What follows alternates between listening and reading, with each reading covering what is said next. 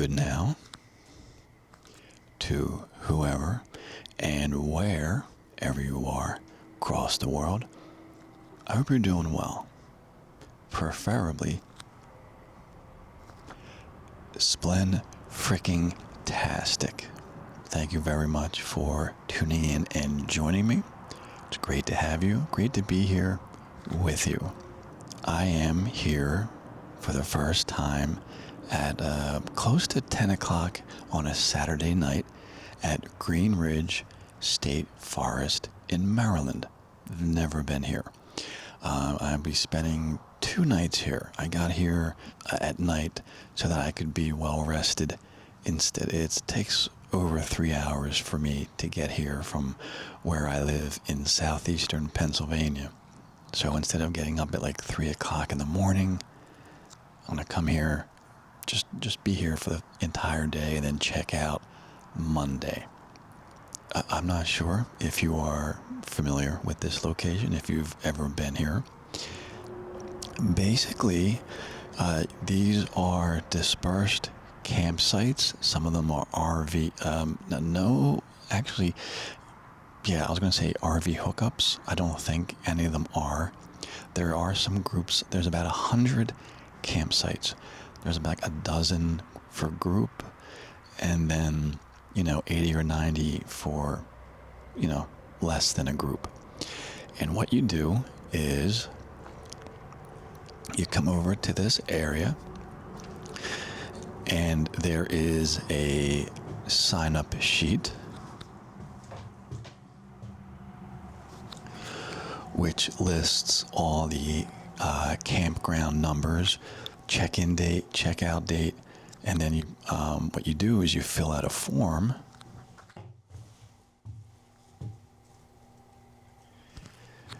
You basically you look to see which campsites are available. You take a permit, campsite permit, and you basically write the number of the campsite that's on there, fill out your name, license plate number, insert the fee.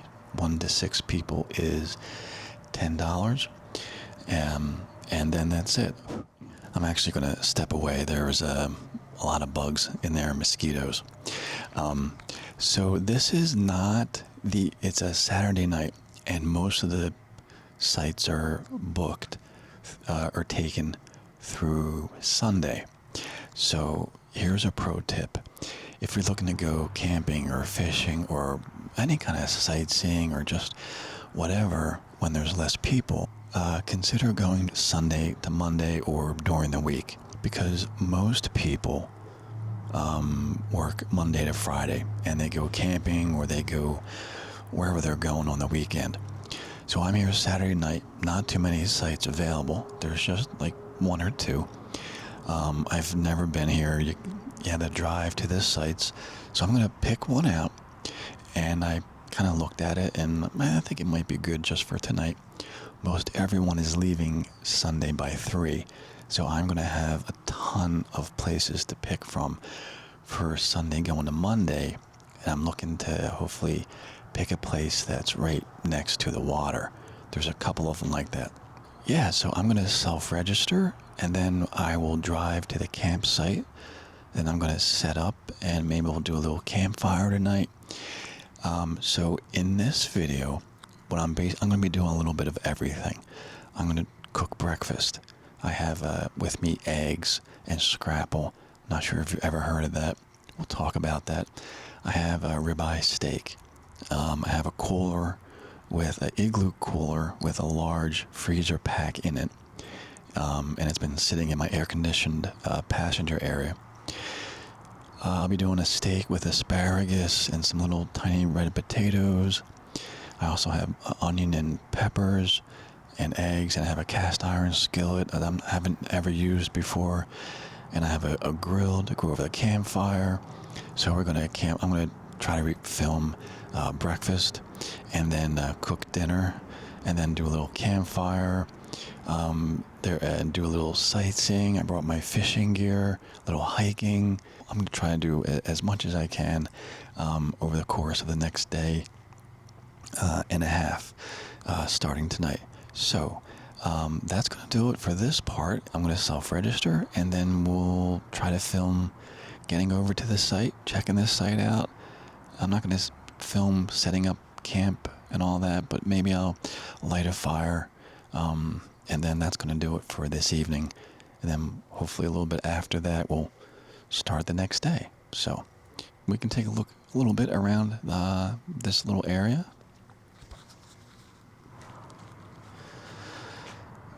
So there is the headquarters, and there's some parking right here. Here is the self-registration sign.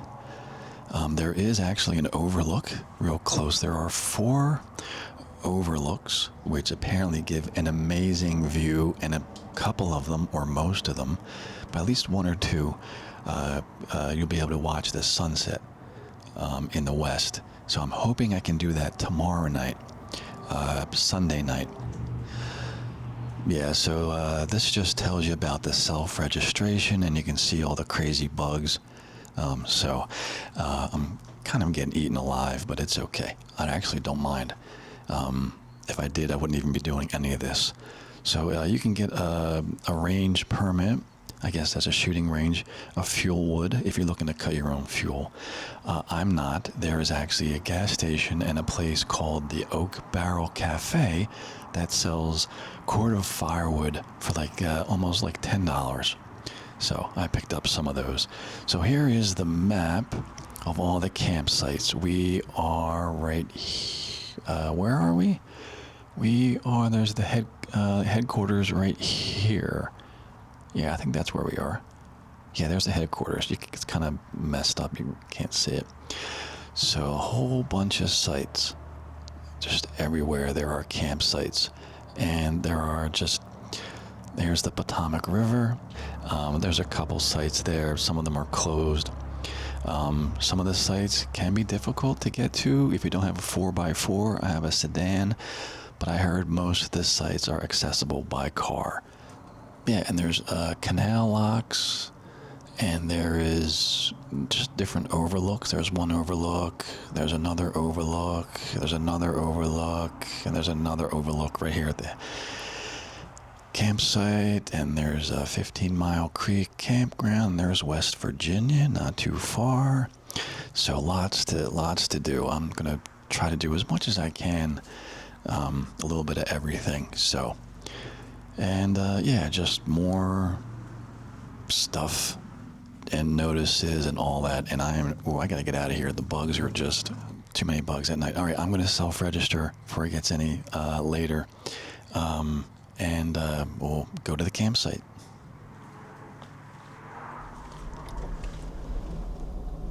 All right, so here we are driving up Sugar Bottom Road. And we're on here for about a mile, and it's okay so far.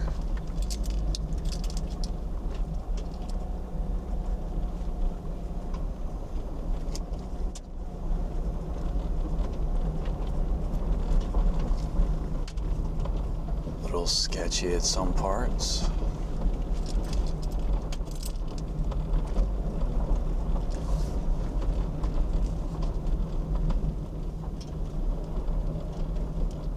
Not so bad so far for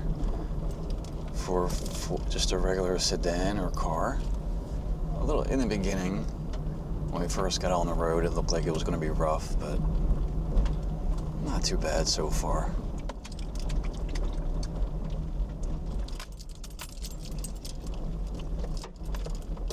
Definitely a little sketchy right here.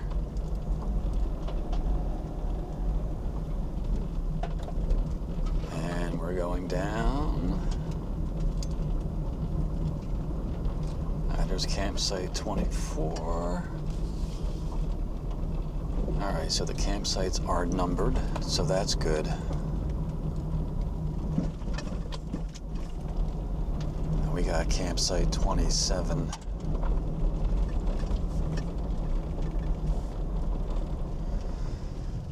Alright, and here we are coming up to campsite 27. And just pulling in. And we have a little, this is nice. This is not too bad for a last minute little reservation. All right, so here we are at the site. Just take a listen.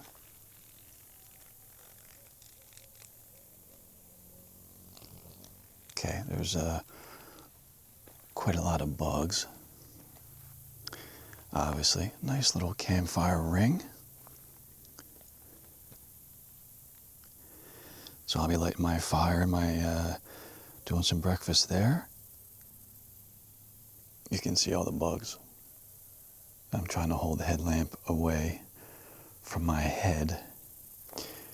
It's very quiet. I don't hear a lot of crickets and things. Here's a picnic bench. And there is another site a little further up, 2026. So we might hear just a little bit, but they had some lights or something. And we can take a look up the canopy. It looks like there is some shade during the day. This is nice and shaded. I'm looking straight up.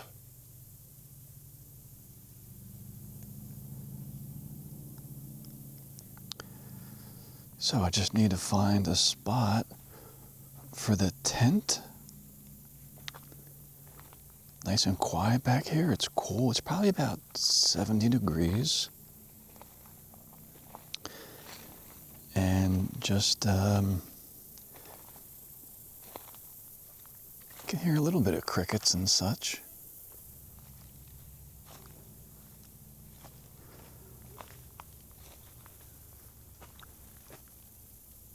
Yeah. So there's the canopy again. So nice and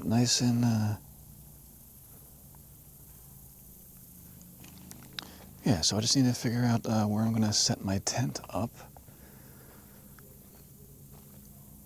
There's a road, there's the road right there. Sugar Bottom Road.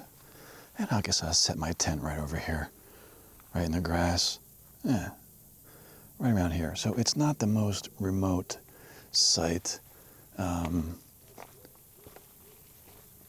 like I hear somebody's dog. Let's see what it says here about the campsite. Yeah, so just some brief reminder and regulations. Take out your trash and all that. So this was a simple little drive, Sugar Bottom Road, partly gravel. You could probably camp over here.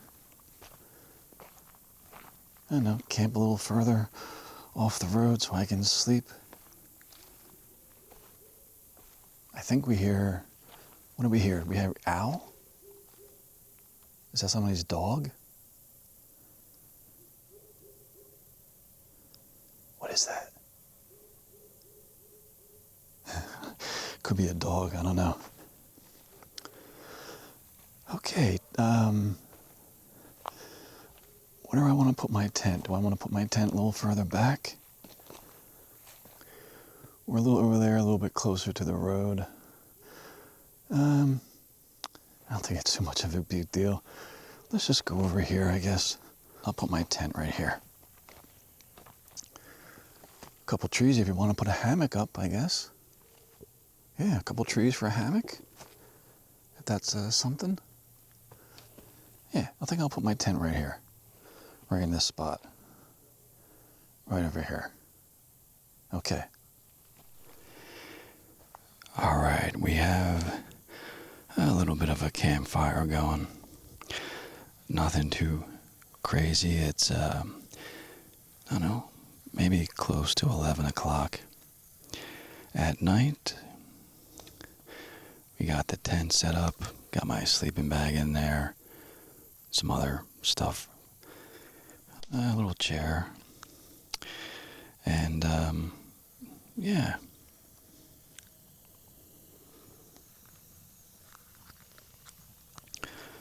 First little campfire of 2025.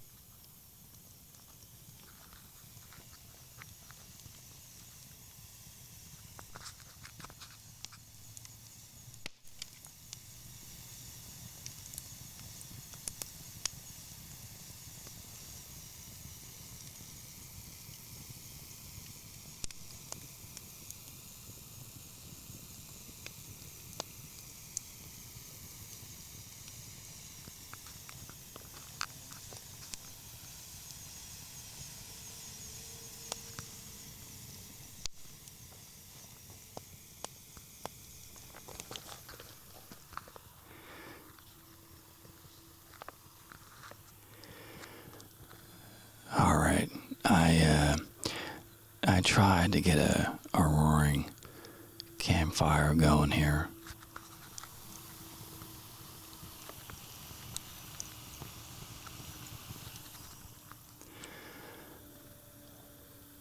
It's not always easy to get the perfect campfire. It could be the logs. I have a little bit of a platform, one horizontal log, a couple of the others resting on top. All right, so my little rinky-dink fire. These logs must be somewhat. You can see there's a lot of smoke, so they must be holding a little bit of moisture. There was some rain that happened a couple days ago. They're kind of still holding water. Anyway, so yeah, I'm not sure if you can see me with the smoke. It's kind of funny. My poor fire.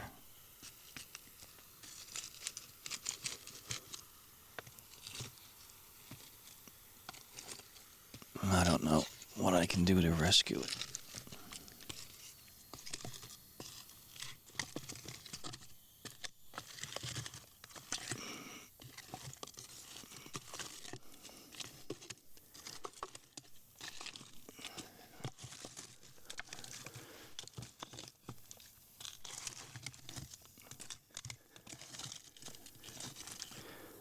My poor fire. Well, it's probably better off this way. I still have tomorrow night, so we can try again.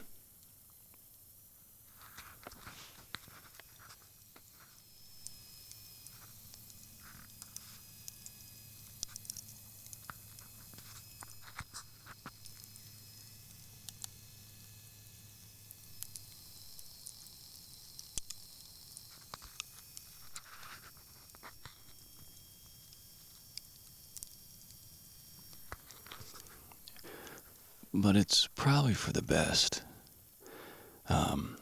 because I gotta go to bed and I don't want the fire. I mean, this is fine now, it's gonna be controlled, but I don't want to have a fire go until like 1 o'clock in the morning. Anyway, yeah, so just a little quick little, I just want to do a quick little fire, attempt at least, for the first night. Yeah, so that's gonna do it here. Got the tent set up. Nice little. This is gonna be good to cook breakfast. I have a metal grate. I'll start a campfire in the morning, and we'll try to do breakfast.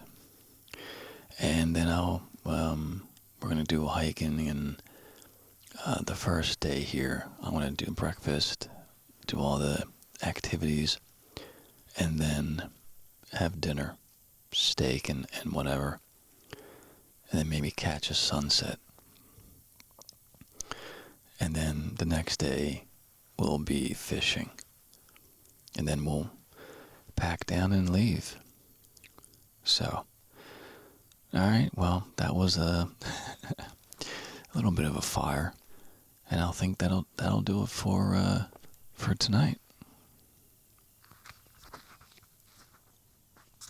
Poor little fire.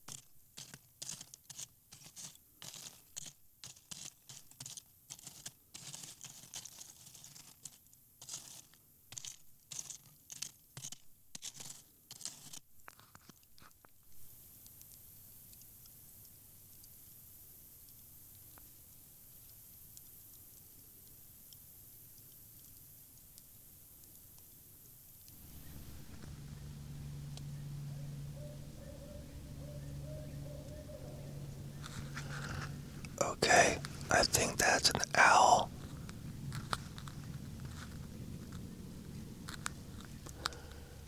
There's also a whippoorwill.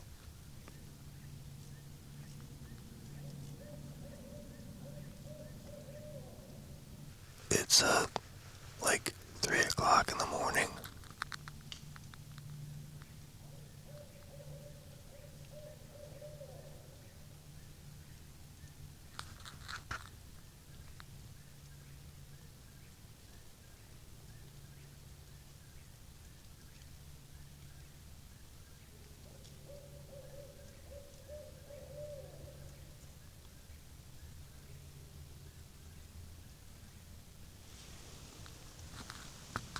Alright, I'm gonna try to go back to sleep.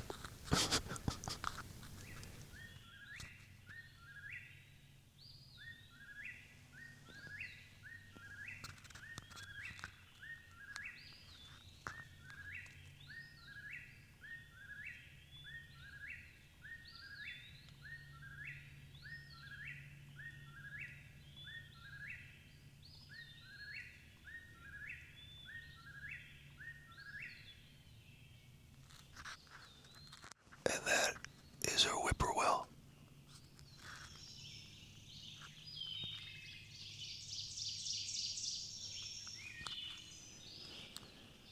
Okay, it is about 5:30 in the morning. It's not long after dawn.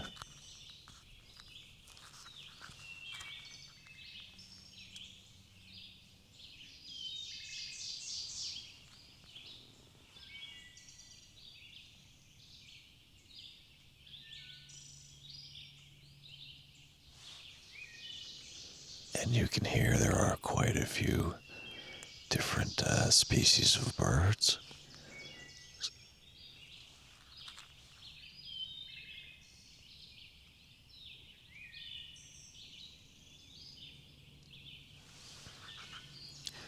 So I'm going to open up the Merlin Bird ID app, and we'll see what species we can hear.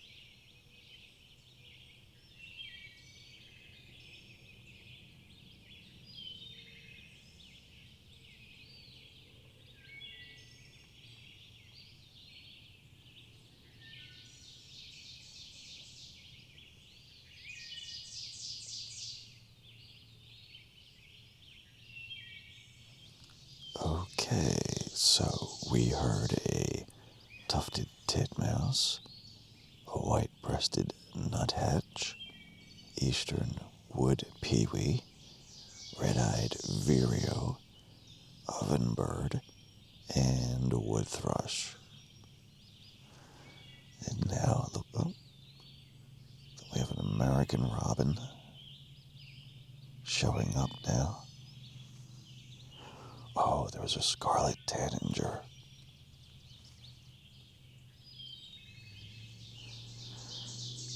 So there's about 6 or 7 species just nearby.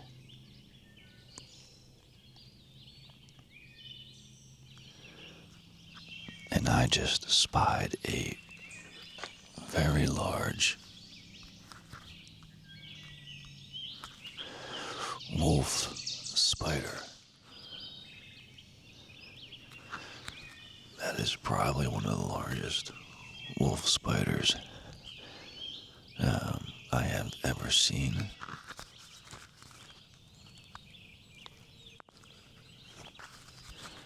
Not sure if spiders creep you out.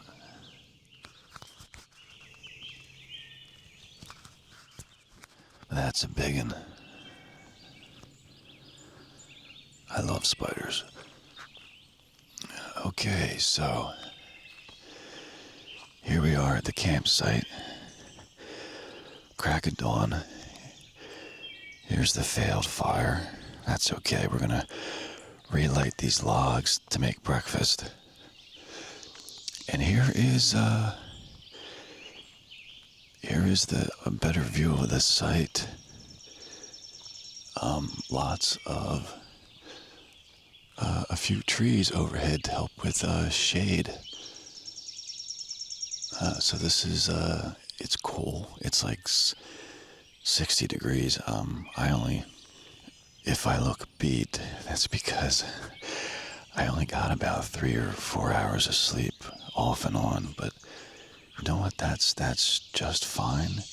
At home, I'll sleep for like 7, 8 hours, something like that.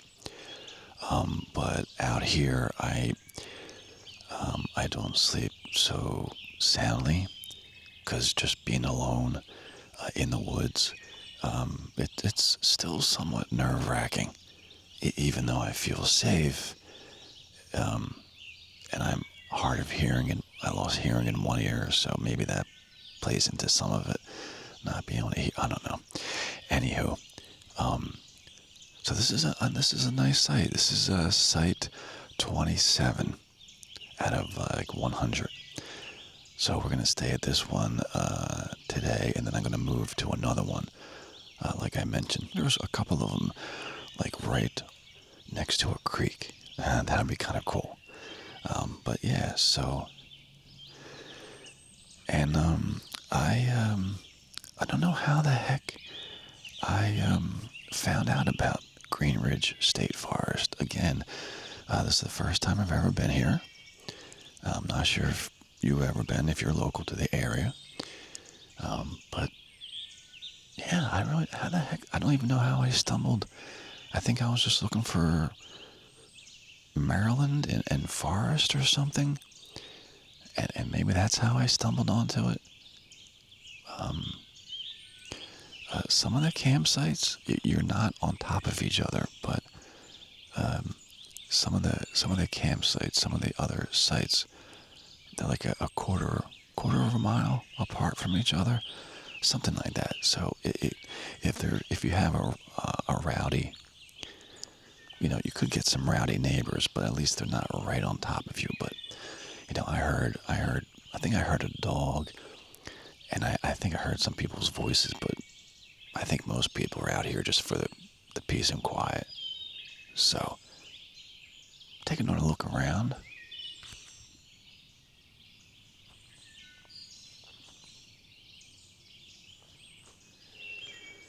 I'm gonna break out my camera, my long focal lens camera that I used at the John Hines National Wildlife Refuge, just to see if we can hear the birds. Just, maybe there's American robin chirping. Maybe we can be able to see some birds right in this area.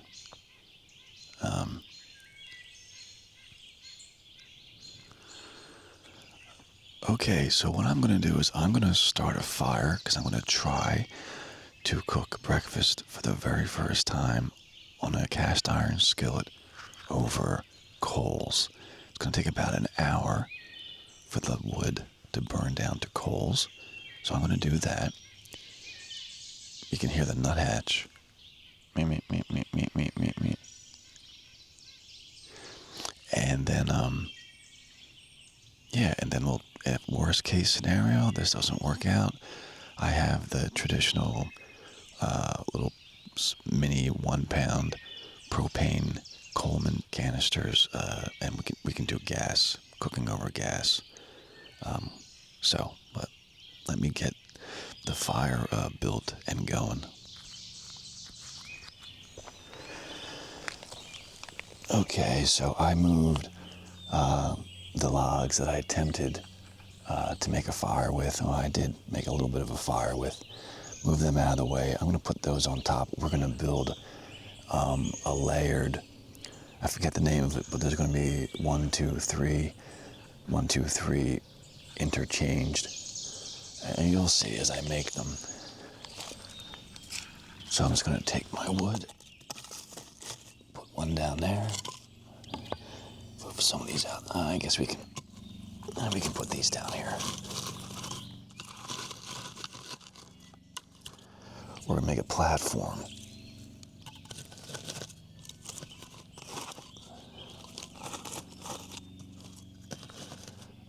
Now, 1, 2, 3. 1, 2, 3. And that's probably going to be enough to put these other ones on top. And then what we do, and this is going to burn down, and should give us a decent amount of coals. And we're going to put kindling on top here. So I'm going to gather a bunch of other sticks. I also have a fire starter, so that should help too. So let's go gather some kindling. Okay, so we're looking for all kinds of little pieces of twigs and bark.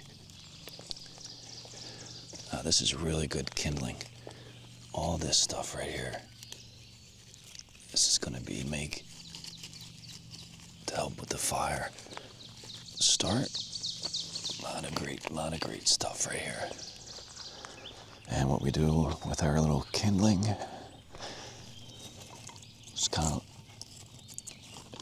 just layer it all on top. We're going to need some more.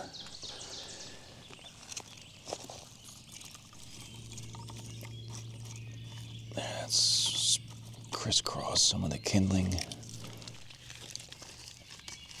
All right.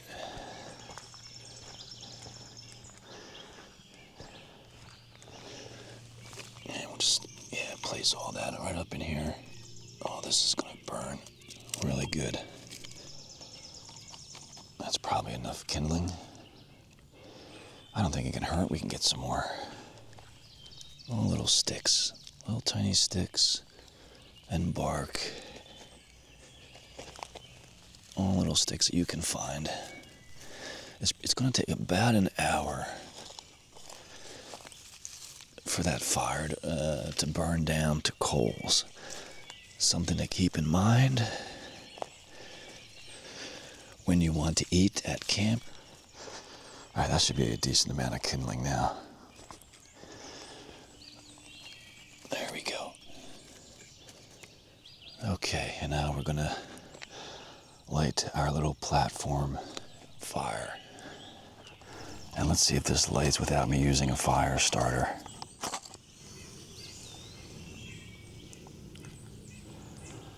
See if I can get some of this stuff to light up.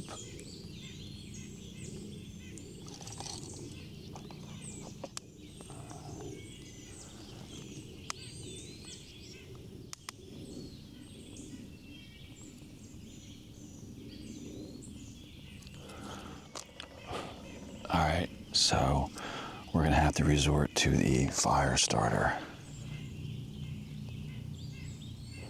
This fire starter should work really well to get everything underneath burning.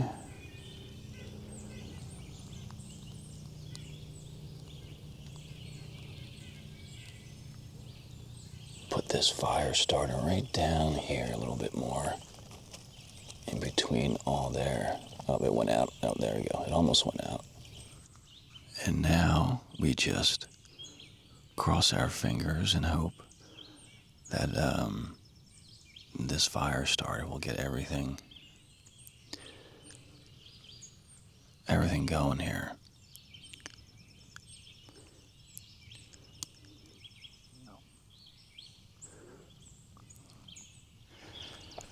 All right, so we have we got some of the kindling going. We just need to get it to burn down to the next layer of logs so we can get this whole thing going.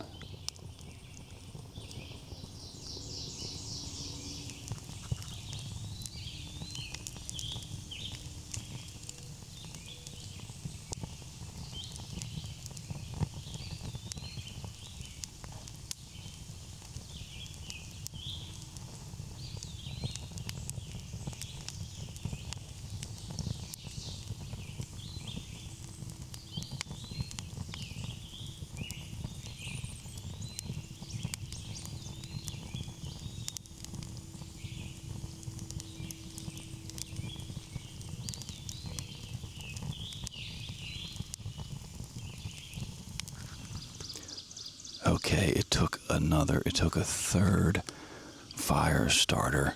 I had to lay it down in here, and it almost went out, but we got coals kind of burning underneath from a lot of the tinder. And we have this log is now catching on fire, this center log. So we just kind of need to get all this going so that it burns down.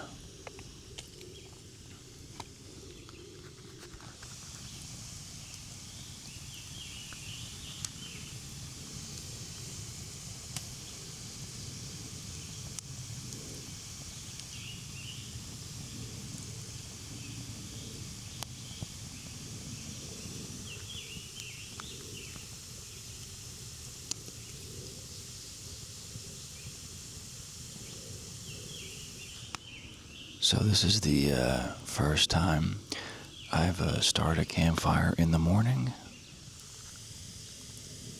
Yeah, we have a really nice fire going now. It looks like just gotta get this log to really, yeah, this log is on fire. Just really get it really burning though.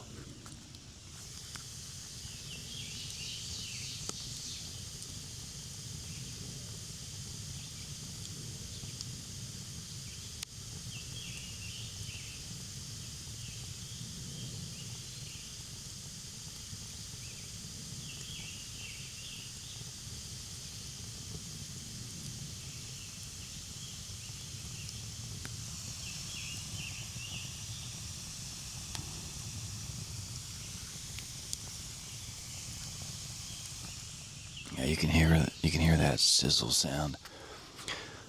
I don't think some of these logs aren't completely dry.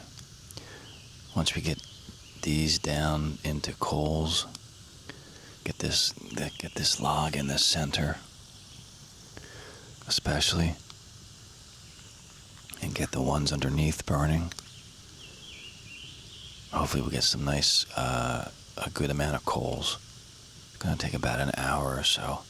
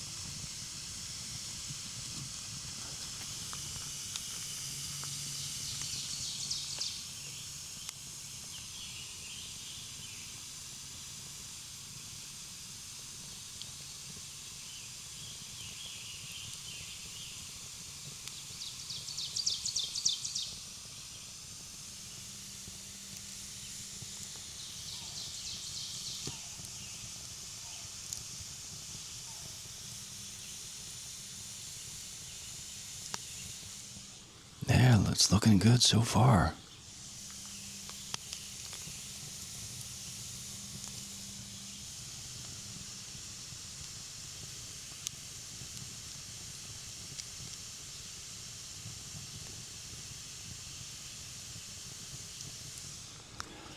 Looks like we have a decent fire going. And we just gotta make sure it burns straight down. And then, about an hour from now, we can start cooking.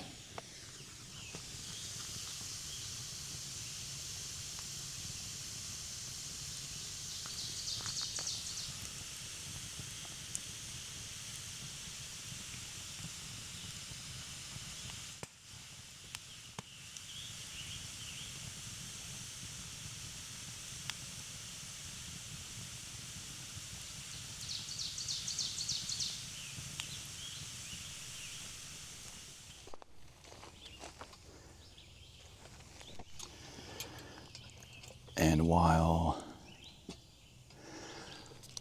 the logs are burning, and the logs on top are starting to get white, turning into coals eventually. It's about 7 o'clock. I figured by 8 o'clock we should have some decent coals. I'll be cooking for the first time with a cast iron skillet. This is by Lodge. I just went with them so that I don't have to season too much. It's already pre-seasoned. Anyway, so we'll be cooking with that. And a little silicone spatula.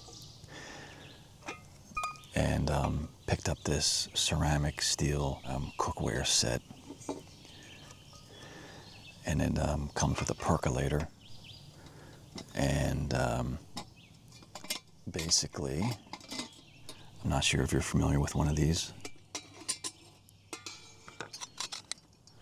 So aside from everything falling apart, you put coarse coffee grinds in this little basket, you put the lid on. You fill this up with water up to right below the spout, at least not to go any higher than that.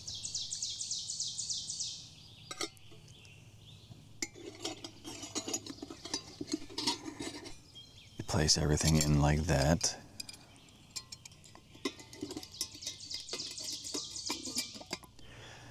And you set this over heat. So I'm going to set it on the grill that I have that's going to stand over the coals. And then this will percolate. You'll see the water percolating. We just let it percolate for about 3 minutes. Lots of little beetles and bugs. At least not too many mosquitoes.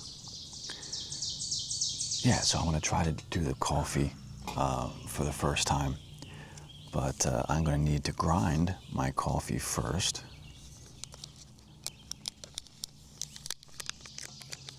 And I just got some dark roast whole bean coffee. I love the smell of coffee. I don't really drink too much of it. I don't really need coffee. I have plenty of energy. I don't need coffee. I don't need caffeine.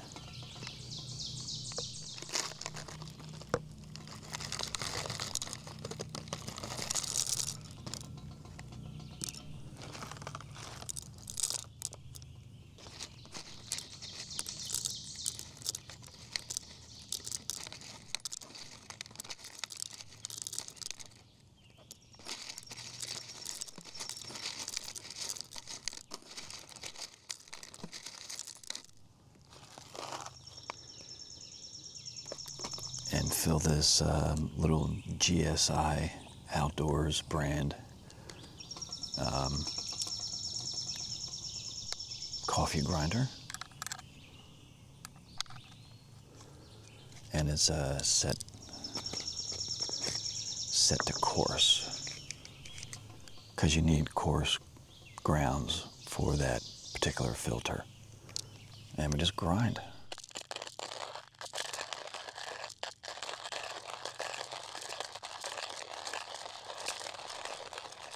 And our logs seem to be coming along nicely. This one on the end facing us, I'm not too sure about. Let's see, this side. Yeah, it looks like it's getting some. Yeah, that one towards the top of the screen is getting nice and burnt. You can see all that white starting to show up. That's pretty much coals. And that's burning straight down, burning all around, getting down to that bottom layer, the 3 bottom layers of wood, kind of working on the surface layer. That second layer, you can see, it's working on the surface. So at some point here, I'm probably gonna shift some of these around, especially that top layer. Maybe move them down to the sides, down to the second layer, so I can start cooking over these coals pretty soon. I don't want to wait too long. All right, so while we are waiting for the fire to continue to do its thing, it's about 7:30 in the morning. I'm going to fill up the pot with water, get some cool water out of here, bring it up to kind of get it a little warm so I'm not trying to boil cold water. So I'm just going to make sure we bring it. I don't really need much, it's just 1 cup, but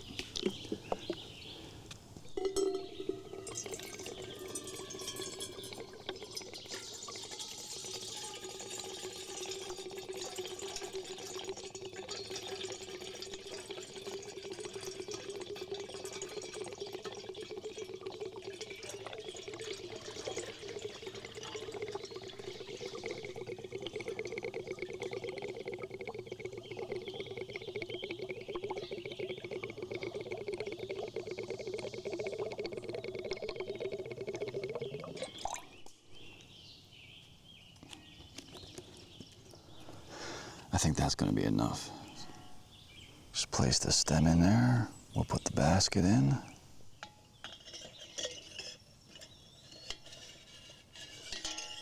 Actually, let me, how far does this basket go down?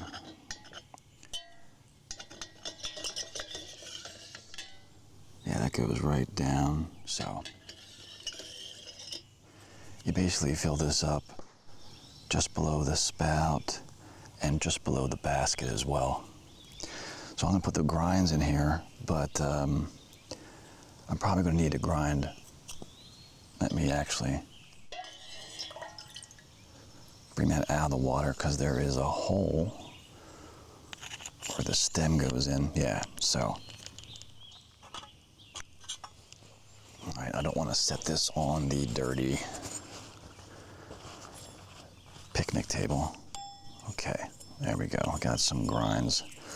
I think we're gonna get some grinds coming out into the coffee anyway.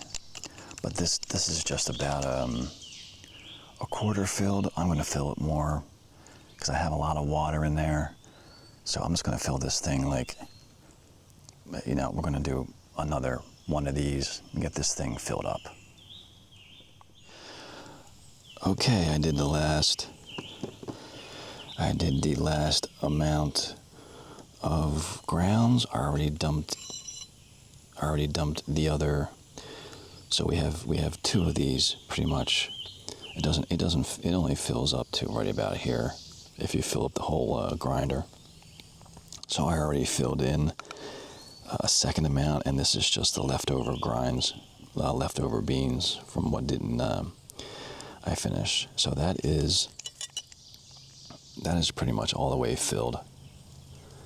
And put that lid on.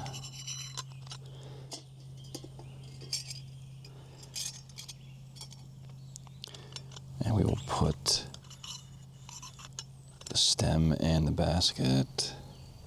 Some grounds. There are some grounds in there. But, you know, ain't gonna hurt nothing. So the coffee grinds just above the water, you know, just, who knows, a little bit at the bottom of the basket. So the coffee grinds will remain dry. Just gonna let them sit in there and let that water, you know, come up to, you know, normal room temperature or whatever you want to say. And I'm ready to make my coffee. And then once, yeah, you can see this is really well. Lots of coals. I should be able to cook over that, you know, another half an hour or so. So once that's ready, we will do the cooking process.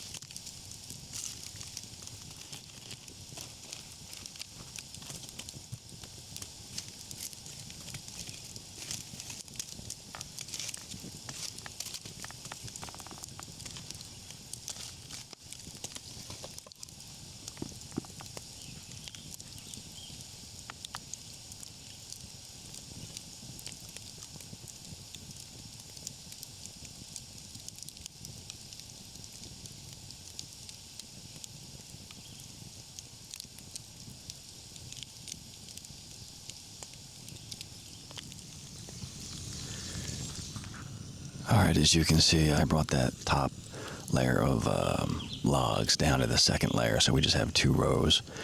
Nice, getting nice white coals. That bottom layer still needs to go a little bit, but I'm not going to wait too much longer. We should be getting ready to put the grill on top and get cooking pretty soon.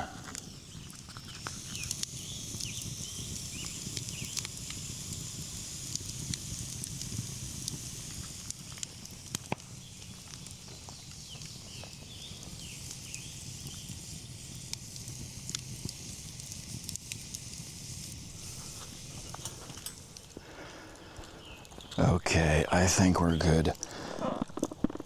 We have a little bit of flames, but should be all right. We're gonna put this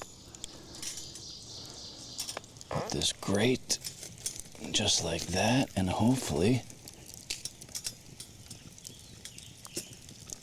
we will be able to get a lot of these coals over there.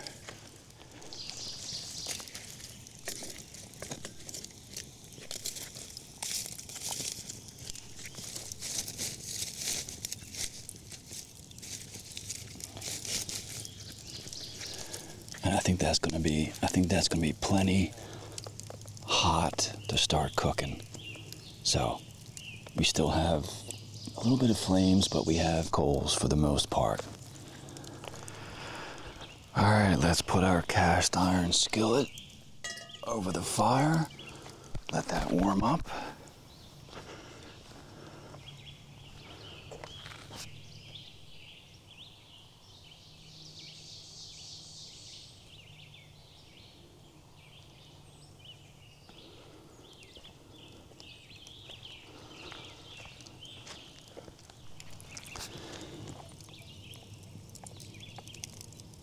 Oh yeah, that's getting nice and hot already.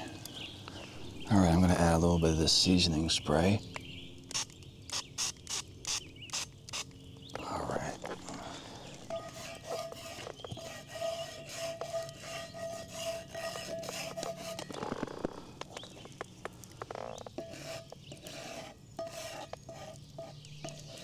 It's already pre-seasoned, but just to make sure. And now I'm gonna slice off some scrapple. We'll cook some scrapple first. You don't want it too thick. Scrapple.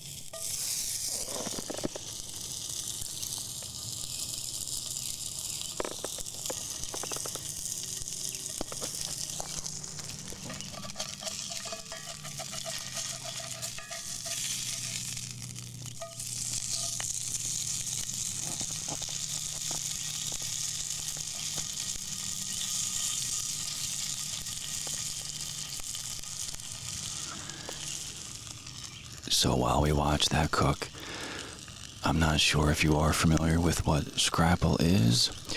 Scrapple is pork, and it is the scraps of the pig. So I guess whatever doesn't make it into hot dogs, who knows what, everything else goes into scrapple. It is absolutely delicious, though. Something you only find, I think, in the mid-Atlantic region here in the United States, maybe only in Pennsylvania. I'm not exactly sure, but definitely in the Pennsylvania area, perhaps New Jersey and such.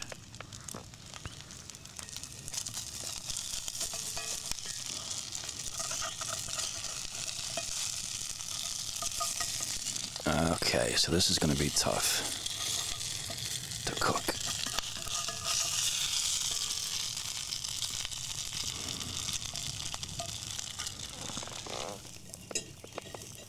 Okay, so this is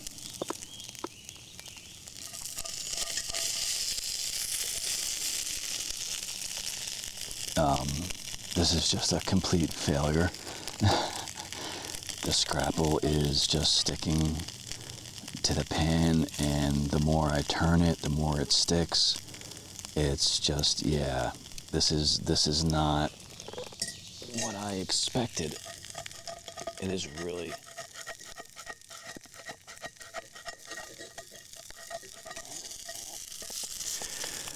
Yeah, this is just a complete disaster. Maybe I should have done some research. I don't know. Okay, the smoke is getting in my eyes. Fortunately, I have a backup plan, which is I have the Coleman Grill non-stick pan.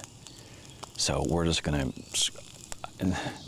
scrap this idea and we're gonna go non-stick. Oh man, this is horrible. But hey, lesson learned, you know? I mean, so. Okay, making breakfast, part 2. It is now about 8:30 in the morning. I would have already eaten breakfast if it wasn't for just the whole campfire thing. Probably would have been done breakfast by now. Okay, let's open these up.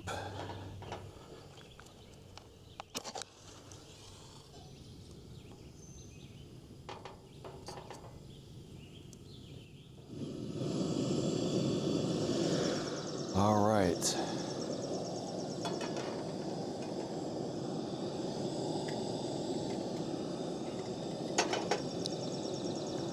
And we'll get our coffee going, and then let's get our scrapple.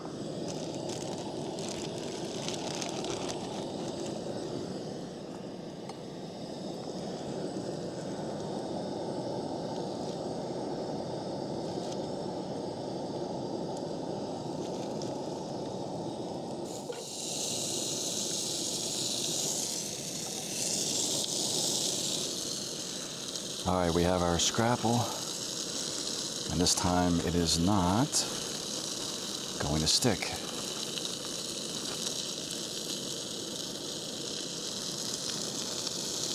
And we also have our coffee going as well. And I have 2 eggs. And I dropped one off the picnic table. I had to clean that up so no animals come. A little bit of fresh green pepper, a little bit of fresh green onion. I would show all the chopping and everything, but this video, like I said, this video is going to be long enough.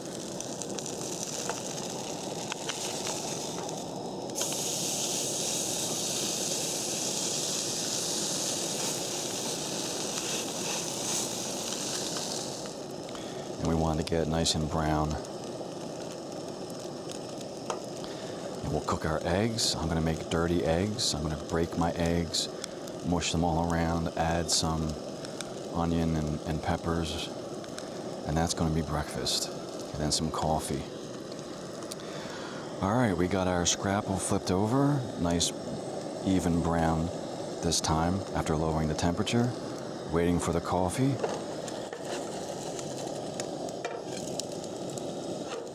And I just want to make sure the scrapple is really cooked well. Do not want to mess with undercooked pork, especially scrapple. So we want to get it nice crispy on the outside. So, and we are waiting for this to start percolating. It's a lot of water in there. It's probably going to take some time. Let's just check that other side of the scrapple. Just gotta be careful, it's getting nice and mushy.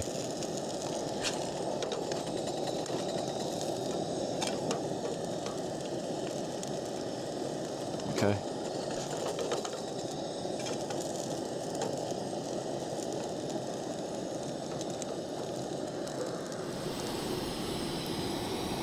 Okay, we're starting to get some little perks going on a little bit.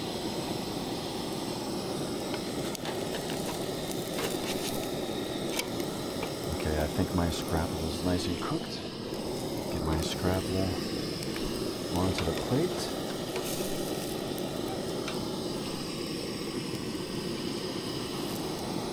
And that's percolating, so we got about 3 minutes. And let's get the onions.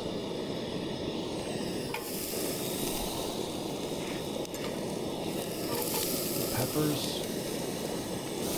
Okay. We'll get those cooked just a little bit.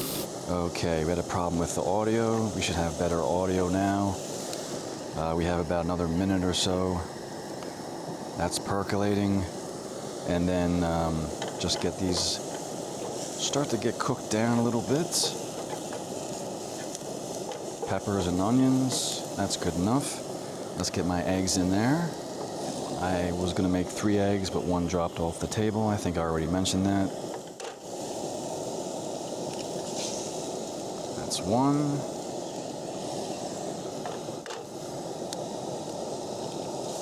That's 2. And then we're gonna do dirty eggs. Just basically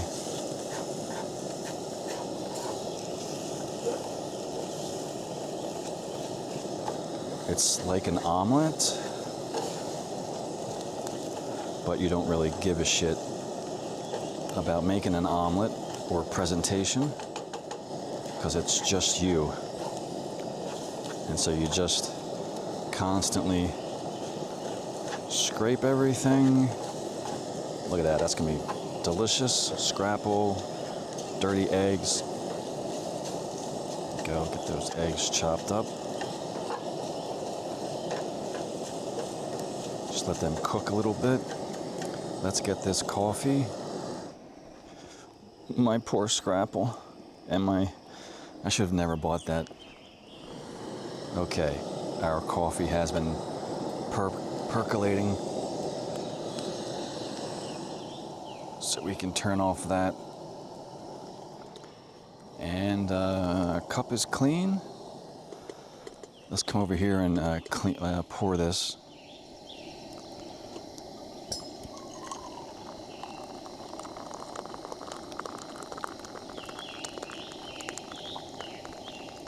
That is hot, hot, hot. All right, there's our coffee. And let's turn this off. This is all done as well. And that is our dirty eggs. Just like that. I love it. Easy, you don't mess around with trying to make anything perfect. There's our Scrapple. And our dirty eggs. Now it's time to have breakfast. All right, finally, after the disaster that was the cast iron skillet, there are probably certain things you shouldn't cook in there. I don't know. I probably shouldn't have bought that and just stuck with the non-stick. It's almost 9 o'clock. I wasted like 2 hours with that nonsense. I wanted to give it a try, so I don't know. Maybe certain things you can't cook in there. I did research that you shouldn't cook eggs because eggs will just be a disaster in the cast iron. So, anywho, here we are. Scrapple, dirty eggs with fresh diced onions and green pepper, a little banana for dessert. So finally, it's time to chow down. And bon appetit to you. Hopefully you can join me for a little breakfast or whatever time of day it is that you might be eating. Unless you're not, you're trying to go to sleep, whatever. Okay, anywho.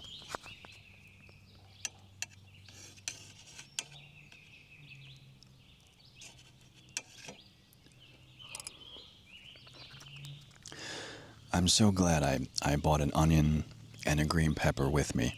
Otherwise, the eggs would have been so plain. I don't have any ketchup or Tabasco sauce. I forgot that, but fortunately, the onion and the pepper add some nice flavor to the otherwise plain eggs. I don't have any salt or pepper either, but delicious nonetheless.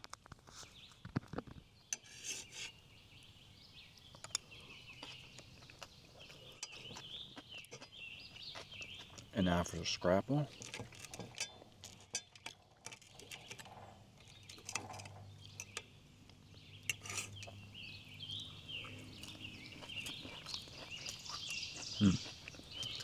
Oh yeah. Scrapple is delicious. Crispy. So this is something I've never done before in my entire life. At 54 years old. Well, this is the second time using the propane stove, so I love it. but having breakfast. So I'm not sure if you've ever done this.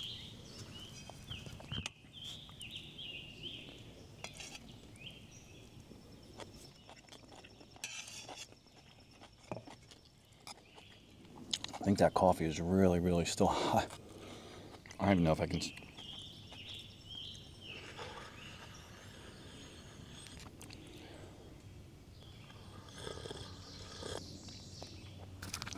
Coffee's hot.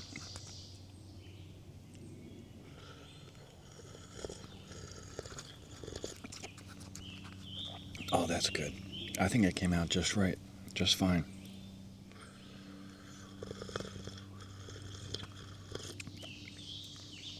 Oh, that's good. That's good coffee. As oh, what's his name from Twin Peaks? I can't think of his name. Dale Cooper from Twin Peaks.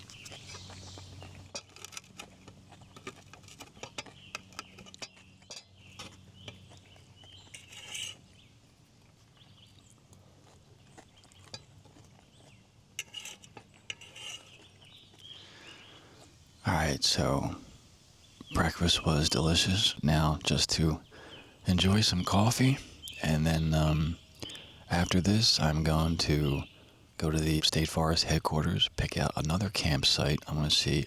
I think there's a couple sites right next to the water, and then we'll go check out some of the overlooks, and then we'll have cook my last meal, which will be the steak with some potatoes and maybe some more onions and peppers and asparagus. And then,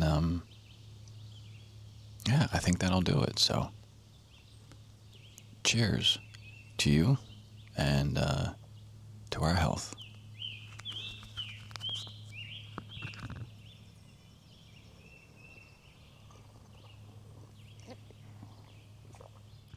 The coffee is at a much, it took about 10 minutes, I think, for the coffee to get to reach a point where it's not burning the mouth.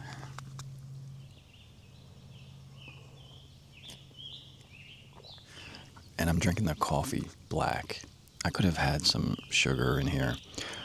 This is just a dark roast. It's not decaf. I would have preferred to get decaf, but just with everything that I was trying to pack for this, I just picked up whatever. Not sure if you enjoy coffee or not, but I didn't really start to enjoy it till I got older, to my 30s.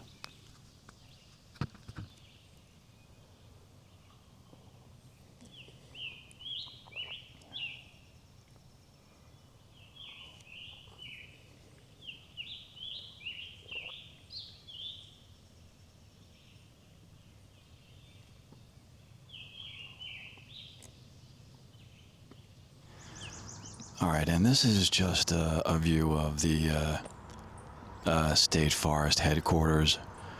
During the day, there's a little kiosk for the registration. You would register in the office when they are open, and then they do the. At night, they'll put out the list, and a little more signage, just for some trails. Log Roll Trail, Deep Run, Big Run Trail. Well, yep, here is the headquarters.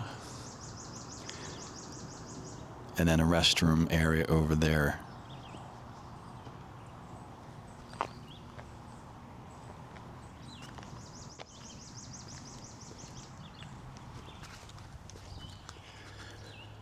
Okay, so we are going to go past the headquarters to check out the first overlook.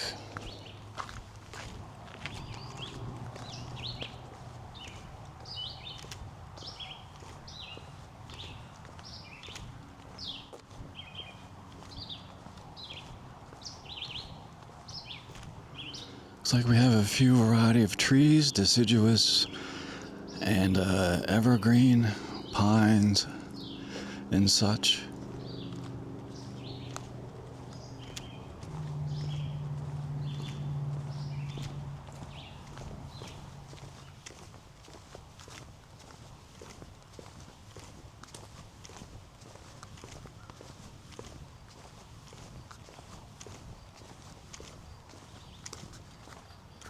wow, look at this.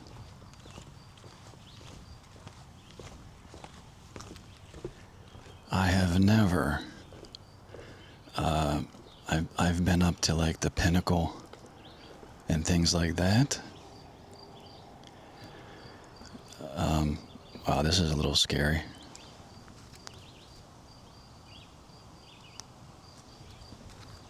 This is actually a little nerve-wracking.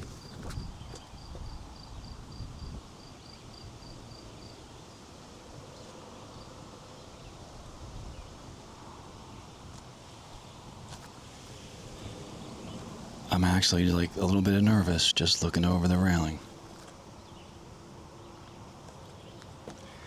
Okay, I'm not usually afraid of heights. I've been on roller coasters and everything.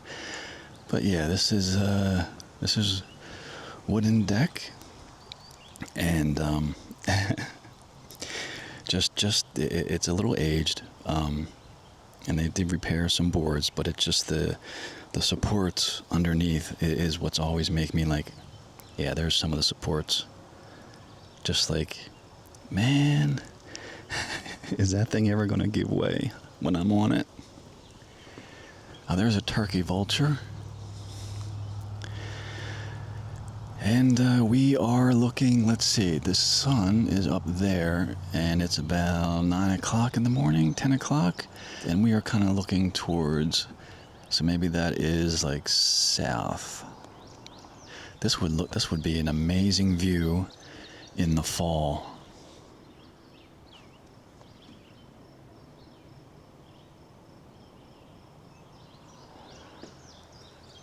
Yeah, this is a great view. Not much different than being at the Pinnacle and Pulpit Rock in Pennsylvania. Unfortunately, you really can't see too far off in the distance.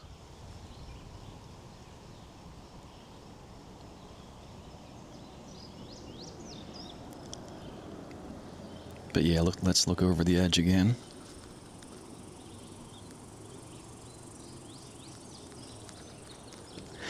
Whew, yeah, that's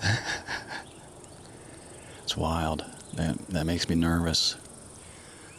So this is one of about 5 or 6 overlooks, and there is one called Zunbrunn or Zunbrunn. It's a little about a half an hour ride west, and that's going to have an amazing. I spoke with some people in the headquarters, and that has a really good sunset view of the horizon and the distance, a good distant view.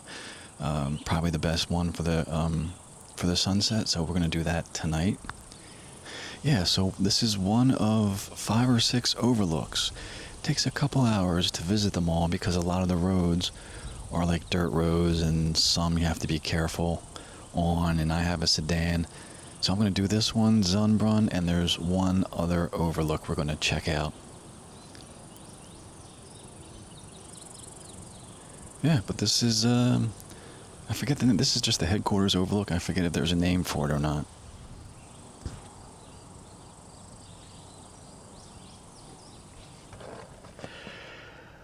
Okay, so here we have a map of Green Ridge State Forest, which basically, I believe this covers the entire area.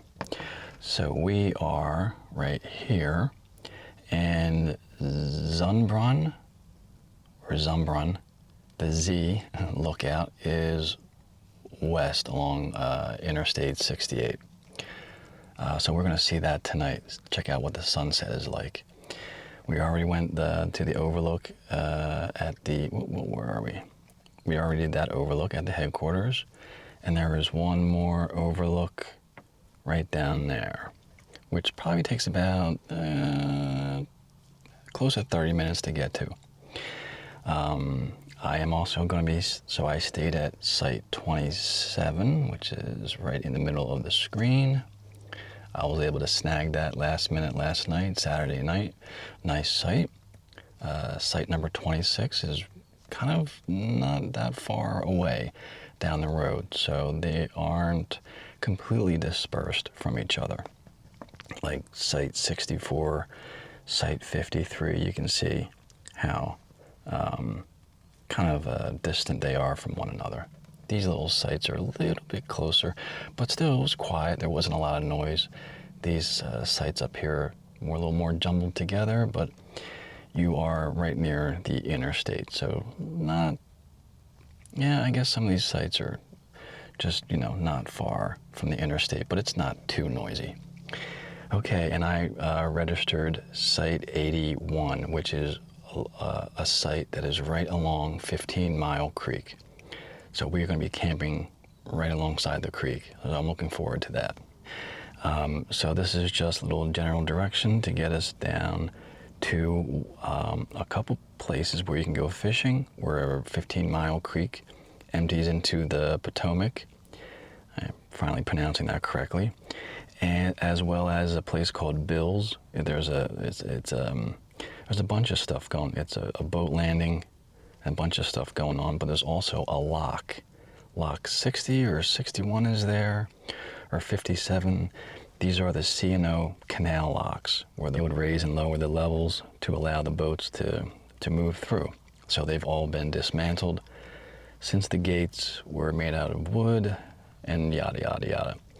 So we are going to make our way over to that other overlook. Let's just see, probably into West Virginia, I would think.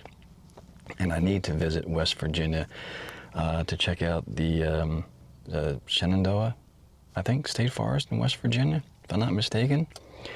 And there's an Exxon up here in case you need anything. And yeah, I think this little excursion will make up for some time. So I think I'm going to go back to 27, pack up, and then do this little excursion. And then the people checking out of 81 should have vacated by 3 p.m. by the time I get there. And that will be our journey. And then tonight we'll be cooking dinner and then going to the Z lookout, Zumbrun, however you pronounce it. So that's the itinerary. And here is just a daytime view of Site 27. Plenty of space for parking vehicles, multiple vehicles. And again, back here we have the fire ring and the picnic bench, and I'm all packed down. So yeah, Site 27. Yeah, it's a nice site. Site 28 is definitely a little further away. Site 26 is not really that far. But, you know, people aren't really too rowdy and such. All right, well, that's going to do it for the little camping portion here for the day at Site 27, breakfast, and the disaster that was trying to cook with a cast iron skillet. I'm glad I had a backup. So we'll be cooking with the nonstick tonight with the steak and asparagus and potatoes. All right, so let us do a little sightseeing. Go check out one of the other overlooks and perhaps a lock, the C&O Canal lock, and whatever else we might be able to find.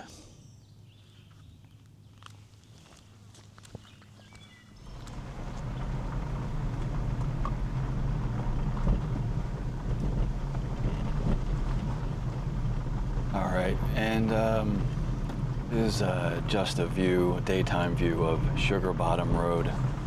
Somewhat gravel road.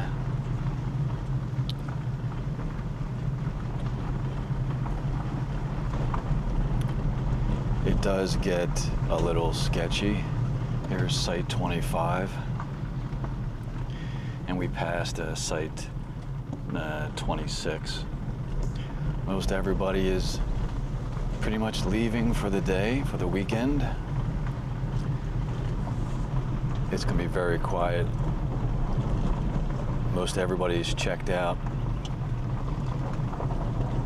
So this is, so you can definitely do this with a sedan. You just have to be careful. There are some divots and little potholes in the road. And this is where it begins to get a little sketchy.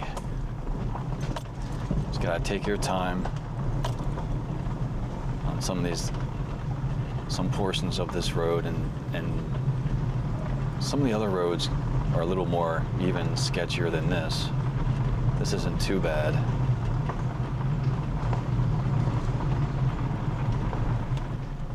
And here is where it gets probably the worst. You can see it's right on the right-hand side. Just gotta be careful of your tires getting caught in there. And that's pretty much as rough. It's pretty much as rough as it gets.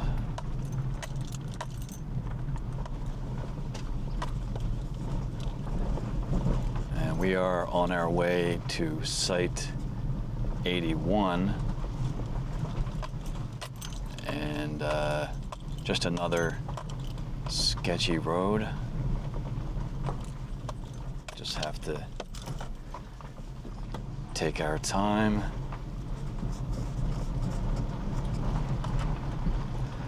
A four-wheel drive vehicle would definitely be much better, but it's not too bad for a sedan. And this site is at a creek, so we are going way down.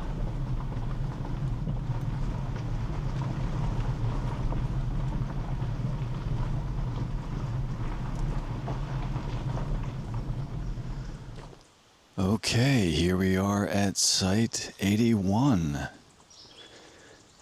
Again, these are the kind of roads. It's just these back roads, kind of gravel. A lot of divots and things. You have to just be careful if you're on a sedan. You can scrape the bottom of the vehicle, which I think I did a couple times. Anyway, this is right next to campsite, right next to a creek.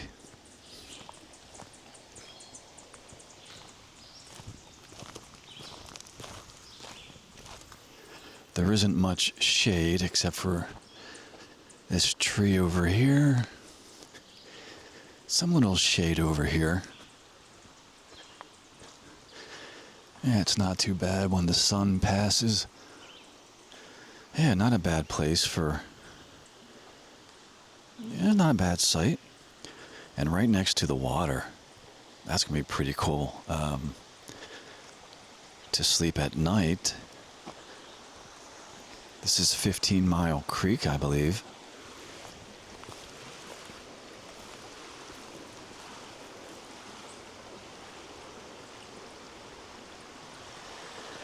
I have my waders. I could probably do a little wading. It's definitely a little shallow around here, but could check it out going down a little further. I don't see any fish in this area. Looks like you may be able to walk across the other bank, wade across. It's definitely rocky over there. But it looks like there's a rocky kind of section that runs along. You could probably walk. The only thing about this campsite is it's not grassy. Probably could set the tent up right over here, right near the creek. Yeah, this would be good. Actually, this might be a good place to set the tent up right here, right next to the creek. It is hot though, right under the sun, midday. There's not much shade. So that's the only thing with this site, is the lack of shade during the midday. But there it is, there's some shade right there. So as the sun moves, it might not be that bad with these couple of trees providing just enough shade.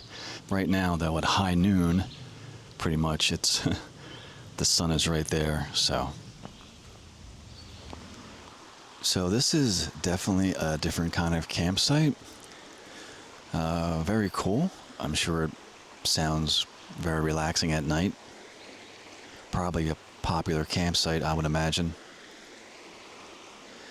Okay, let's go to the next overlook. And this one is Point Lookout.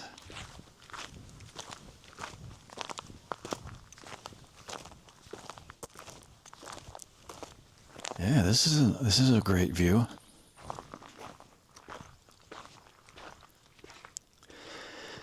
And there is the Potomac. Some farmland. A lot of looks like maybe more farmland down there. Looks definitely agricultury. This must look pretty great in the man. It is blazing hot in the fall. I'll definitely have to make a trip out here in the fall. You can see the dark parts or where the clouds are, where the sun casting shade with the clouds. But maybe a good place to see the sunrise. It depends on where the sun rises. Yeah, it could be actually be over here. Might not be able to be a good way to see it, but this is just another overlook, and we can look down. And it's not that far down, but it is further down beyond that little outcropping. So there we go. The Potomac River. I hear you don't want to eat the fish out of there.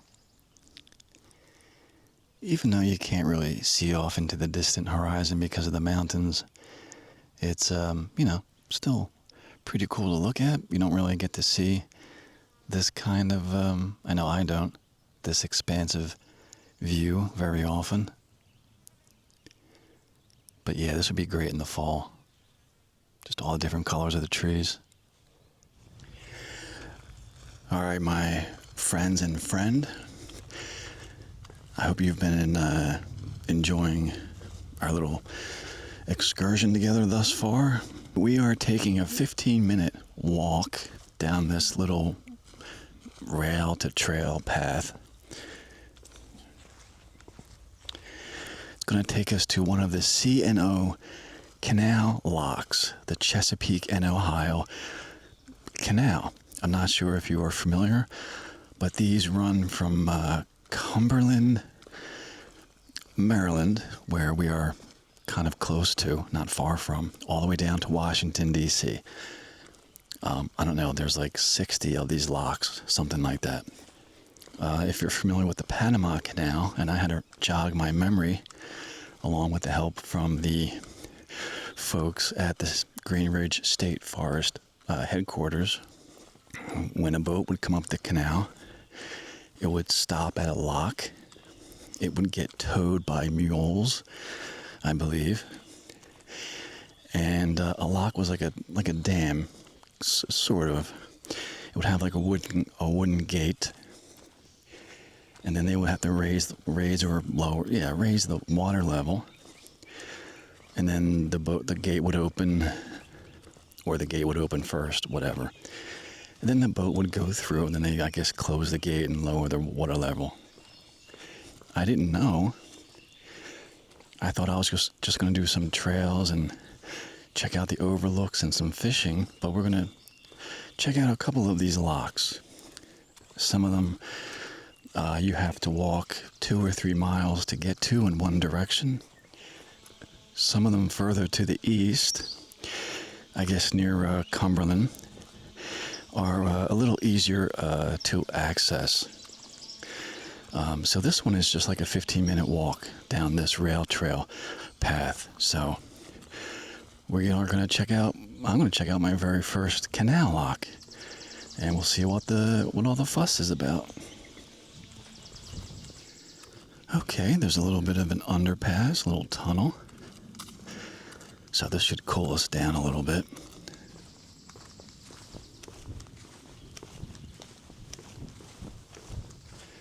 Tunnels are always fun, aren't they? Oh, and I forgot to mention, there is a thing called the tow path. That's where the mules, from what I was told, the mules would attach or whatever, hook up to the boat going up the canal, and they would pull the boat through the lock. So yeah, but this towpath, you can bike it. You can't do any. You can't take motor vehicles on it. It'll take you to see all of the. I think it runs all the way from Cumberland, Maryland, all the way down to Washington D.C. Yeah, so you can walk along the towpath, but it's a lot of walking, and you can see the canals, the C&O canal locks that way. Okay, the lock is to the left down that dirt road, and then this is what does that say again? Western Maryland Railway First Crossing. So we'll go check this out, and then we'll just divert back and go to the lock 58. This is gated off. It's probably dangerous to cross. That's probably why. Yeah, you can see in the distance there. You might be able to see a little bit of the bridge that goes across the Potomac. It's probably all decayed and very dangerous. The first Potomac crossing, Western Maryland Rail Trail.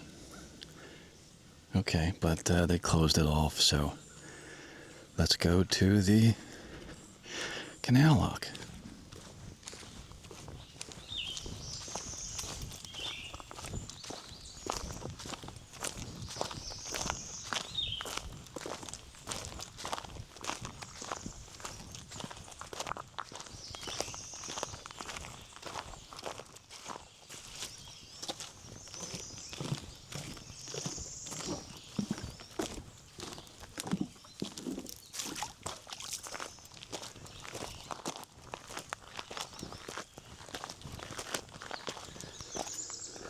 All right, there's the Potomac. There's the bridge that we can't access.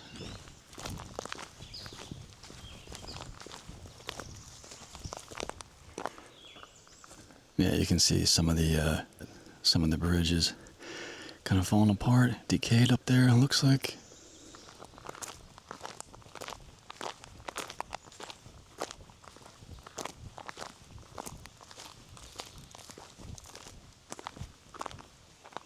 Yep.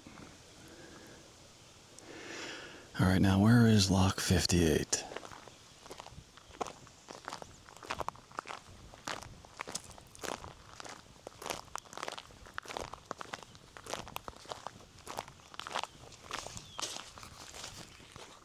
Okay, I don't think the canal lock is right here. I think we might have to walk like a mile or so to get to it. I think this is the way you go towards it. A mile or two upstream from where we were. So if the weather was cooler and I was coming out here just to check out the canal locks, I would do just that. But since I'm here to do a bunch of different things, I don't really have time to spend, 1 hour or two just to walk 3 or 4 miles to check out one canal lock. Maybe another time, if I ever come back out this way. I had to come back out this way just once. Check it out. Definitely going to have to visit Shenandoah National Park in West Virginia. Yeah, I was right. C&O Canal Lock 58 is 3 miles upstream from, I guess, probably where we were. I'm not walking 3 miles. That's like, I don't know what is a mile? An hour to walk a mile? Something like that. And there's a couple other locks we can check out, kind of northeast, half an hour away. Shoo, yeah, 3 miles walking in this heat? No thanks. My apologies. I know you wanted to see me sweat and melt into a puddle. All right, my friend and friends, I hope you have been enjoying yourself thus far, man, it is really hot. That's like the 5th or 6th, the 100th time I've said that. Whew, it really is, though. We are going to wade upstream. I have my ultralight rod. It's a Shakespeare Micro Series. I think I have a BB size split shot, trout magnet float, like a size 6 hook, J hook. I'm just gonna see if I can catch anything. Trout, sunfish. I don't know how shallow the creek is, but we're gonna walk up, and if it's just shallow all the way, I don't know, we'll figure something else out. So, and we'll just have some night crawlers I'm gonna put on here, and we'll throw those around and just see what we can do. All right, let's go.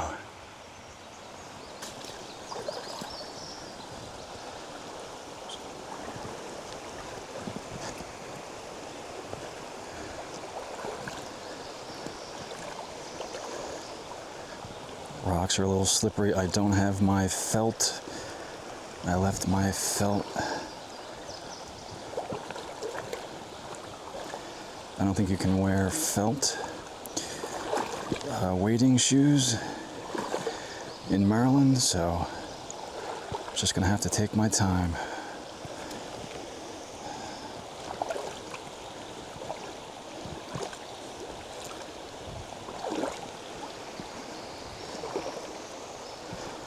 As long as I take my time, it should be okay. It's a little deep right here. There's no fish, so we'll just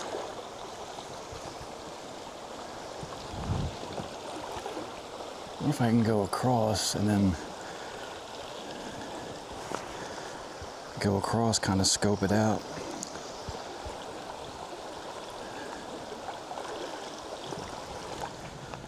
Okay, we have a deep little area right here.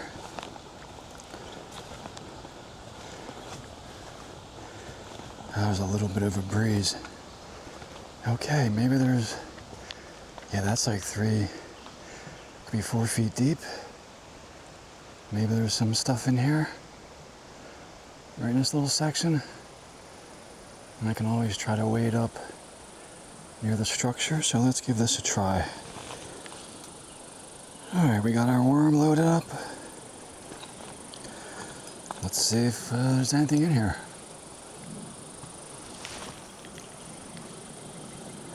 That was kind of into the, oh. Yeah, there's some sunnies.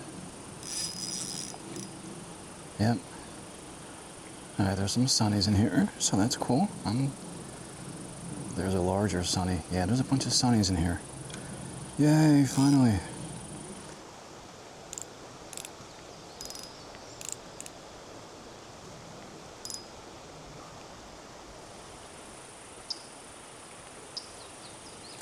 There we go. First catch of the day. And we got, oh, we got off the hook. It's okay. Try again.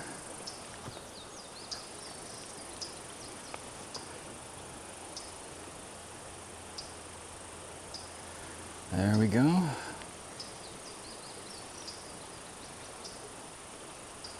We have a little baby. Oh, we have a little baby. Little baby red-breasted sunfish. I don't even need to use my net for that one. That's just a small one.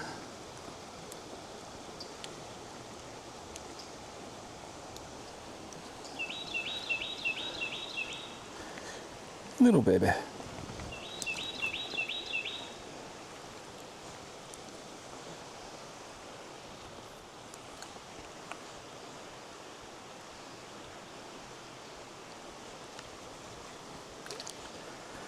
There we go, another little sunny. Or is it a bluegill? That's a red-breasted sunfish. little small one. All right, all right.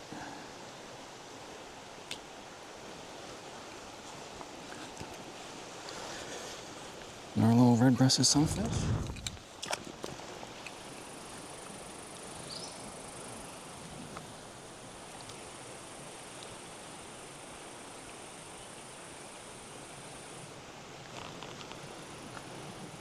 And we have another.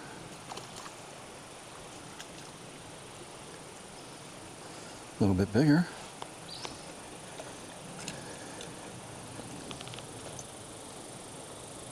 There we go. Yeah, well, not really that much bigger. Okay, you got off the hook. I did crush the barb, so. Looks like another red-breasted sunfish. Could be a bluegill, but we have another little sunny. This one is a little bigger. This one is a little bigger. At least it looks like it. Alright, alright. A little bit bigger, not too much. Alright, we have another sunny.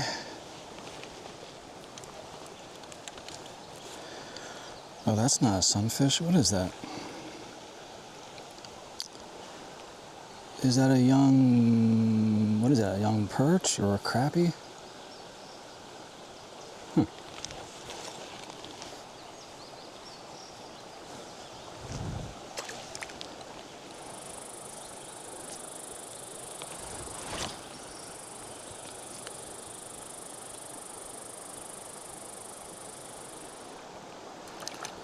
Alright. Our little sunfish. Little baby. Be free, be free.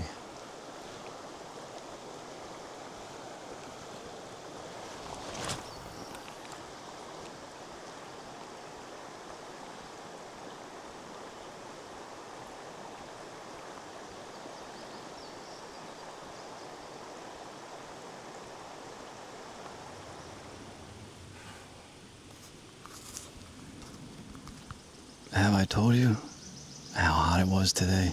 Have I mentioned it at all? Like once maybe? That's really hot. It's gotta be like in the 90s. Well, we did a little fishing. Caught some sunnies. At least we caught something. I mean, it's not bass and it's not trout, but it's better than catching nothing. If it was cooler and if it wasn't maybe so late in the day, I'm getting hungry and tired and only had 4 hours of sleep last night, yeah, I'd fish a little longer, but I'm starting to feel it. The last thing we're going to do tonight is cook the steak, and then go to that overlook, watch the sunset, and then that's it. I'm staying overnight, and then I'm heading back home in the morning. I'm not going to go fishing tomorrow. I just want to get back home. I'll have been here for 24 hours tonight by 9:30 or something, and then, additional 6 hours on top of that. Anyway, my friend and friends, I hope you have been enjoying. I'm not sure if you've been watching this whole thing, but if you have, you're the best. It's about 5:30. It's going to be 6 o'clock soon, and then I'm going to cook that steak, and then I'm going to cook little potatoes and asparagus and onion and the green bell pepper. I'm going to cook those first, and then the steak last. So let's get to cooking. Okay, I had the wrong audio. That should be better. Alright, so we got some asparagus diced up here, some green pepper, and we're just doing some onion. Just get rid of that papery nonsense. And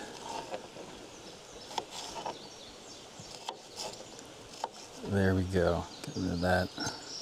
Okay, let us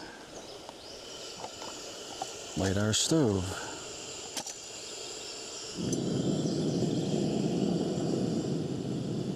Alright, that's that.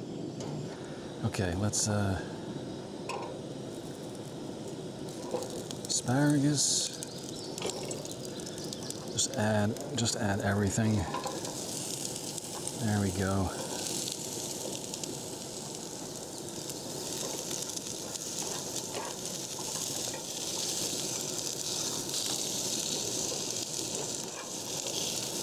Oh, I forgot our potatoes. Let's get some of these potatoes. They're already pre-washed, so we'll just kind of cut them down a little bit.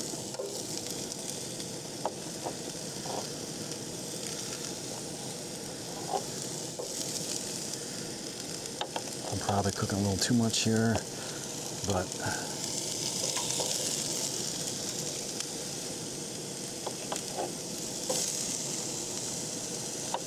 all right.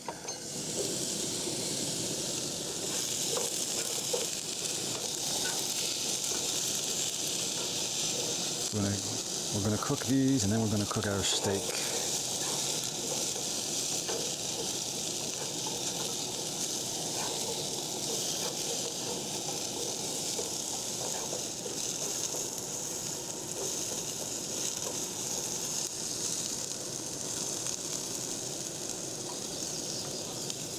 Let's see what the asparagus is like so far.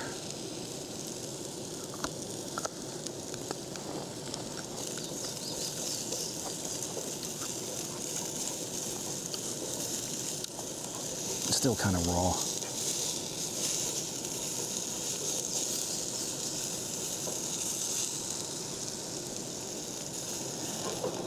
All right, let's give one of these little tasty potatoes, mini potatoes, a little try. Okay. Yeah, they're kind of soft. Let's give asparagus. I'm not going to eat that one now. Let's try this little asparagus.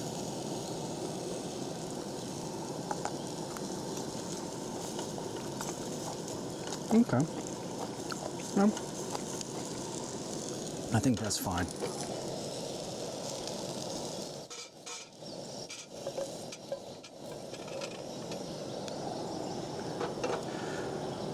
All right, my friends, the moment we've been waiting for.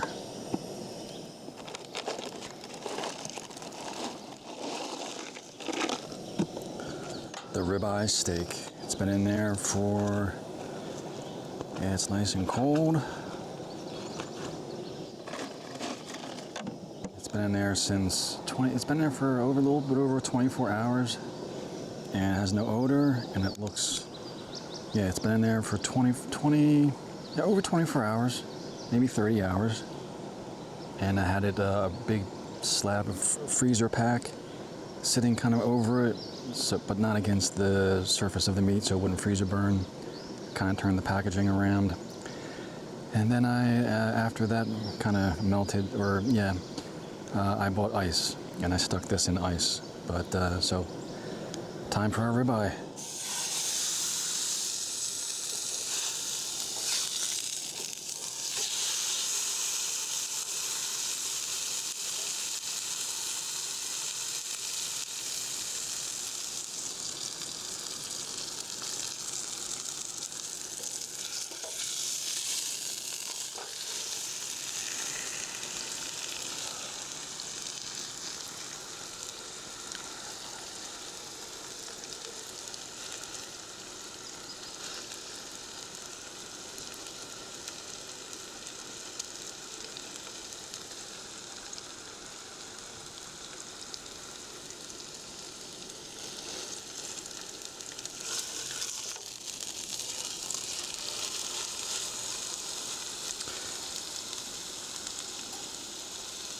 I like my steak rare.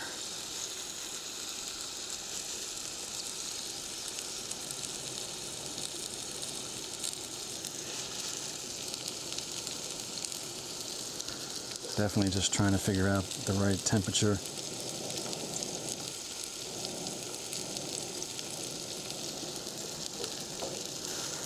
So it cooks.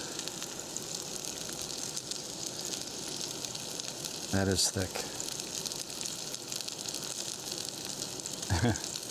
This is going to be interesting. I think it's going to get really dark on the outside before it gets cooked on the inside.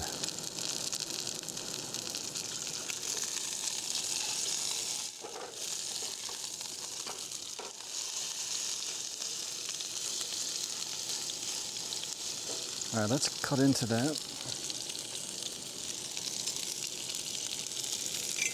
And let's just take a peek.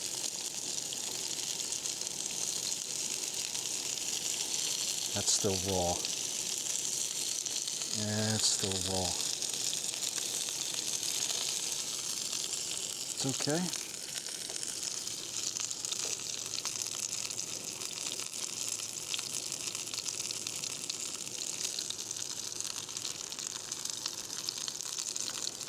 We'll just keep at it a little bit longer.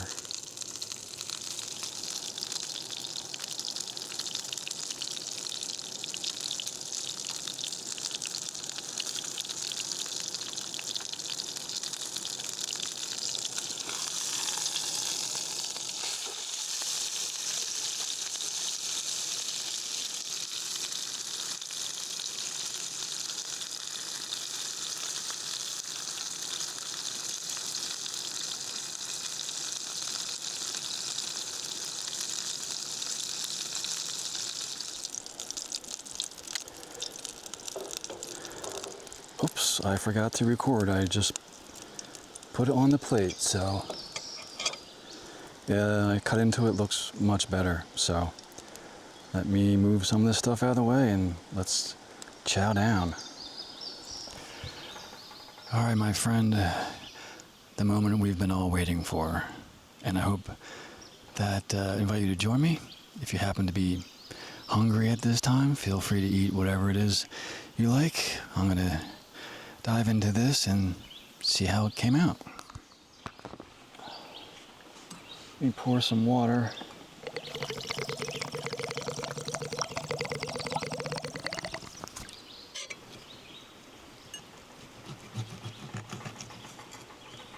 Oh yeah, it's close to.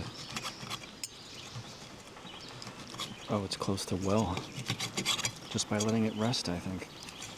Yeah. It's kind of close to well done.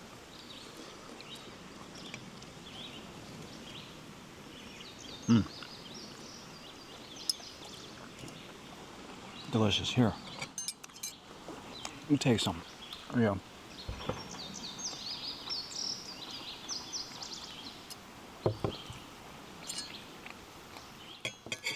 Do you like steak yourself? Let's try some of these. See how this came out? Mm-hmm.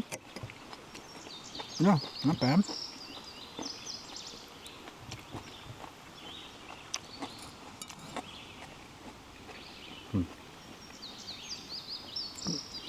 I love asparagus.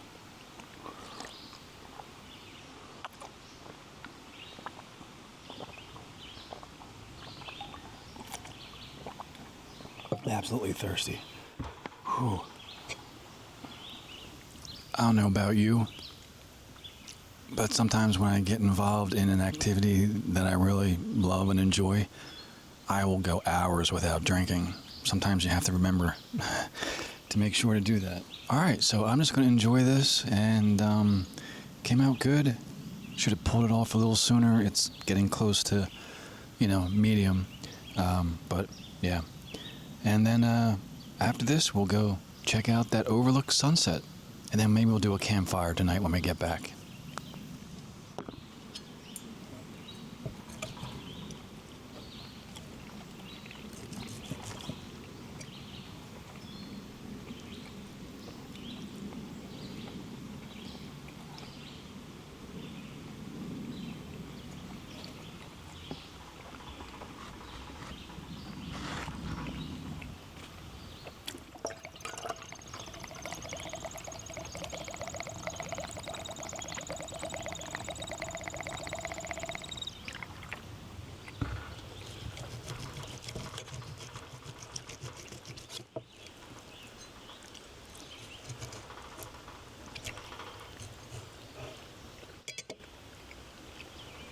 Yeah, not much pink. Close to medium. But that's okay. I'd rather that than raw.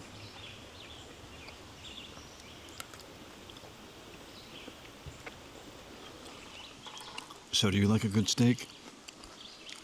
Do you like porterhouse, T-bone, filet mignon, ribeye?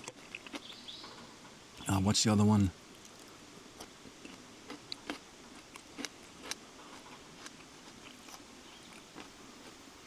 Prime rib.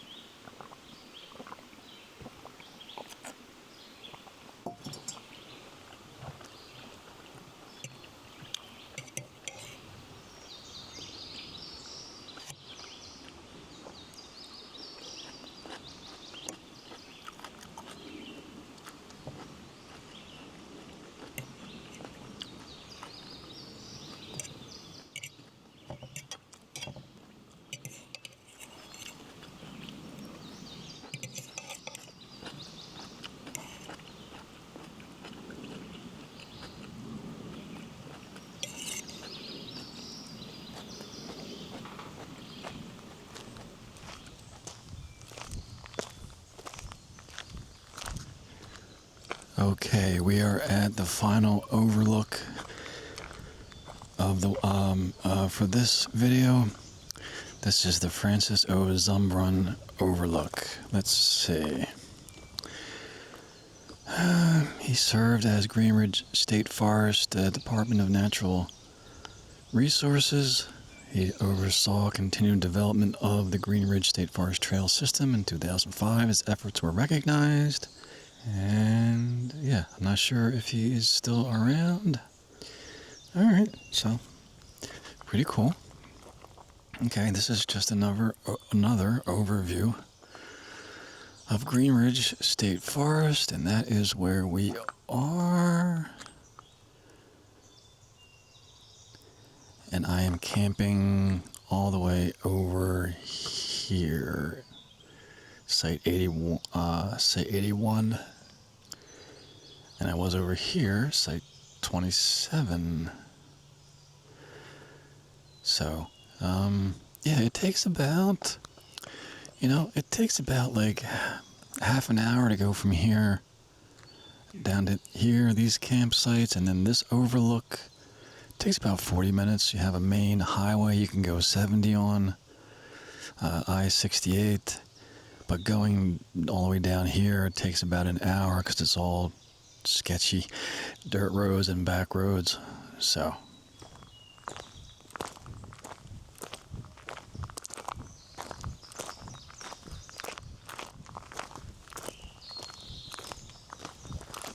looks like we have about half an hour until the sun sets over the mountains.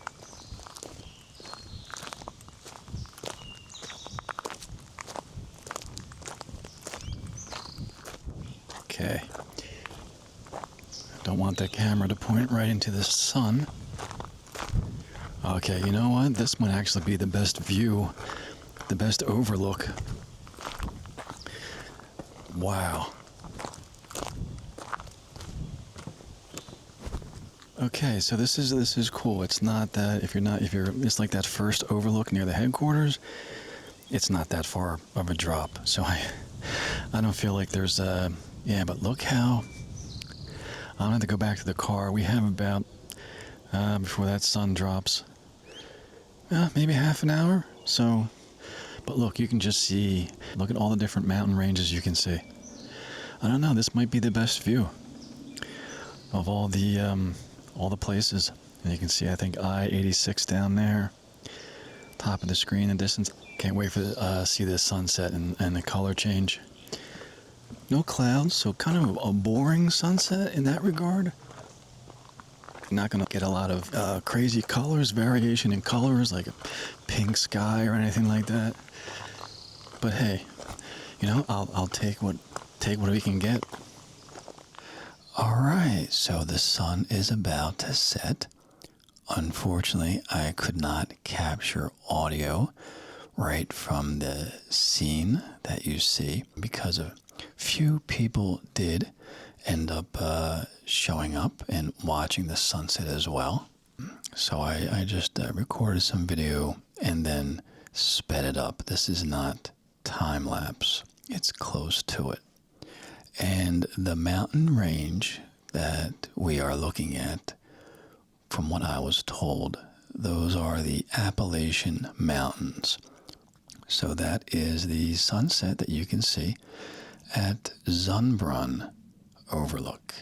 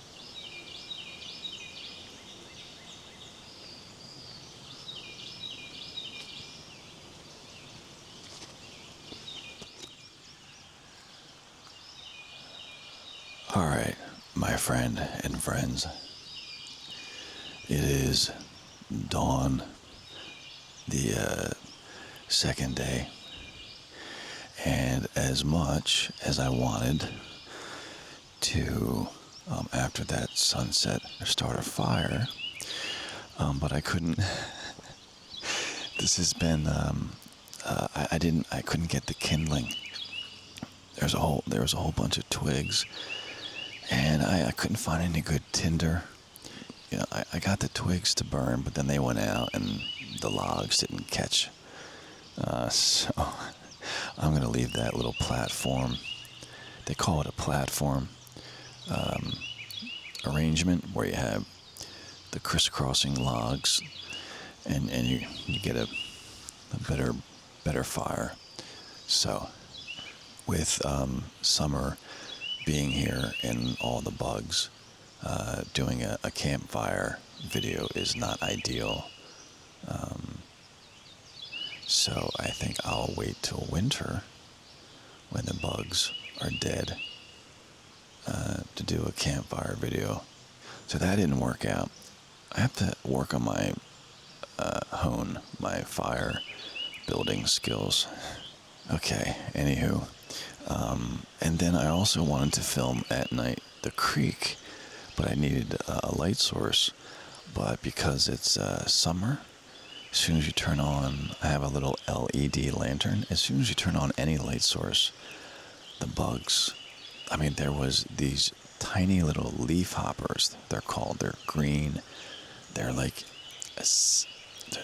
they're less than a quarter inch. They're like an eighth or a 16th inch long. Very skinny, narrow. There's just hundreds of them, and so I didn't get a chance to film the creek at night. And the last thing I want to say is it was very. I had a hard time sleeping. I sleep right on the sleeping bag, directly on no cot. No pad. I like to kind of rough it a little bit. I'm not looking to sleep in the comforts of home so much. So that's one of the toughest parts of camping.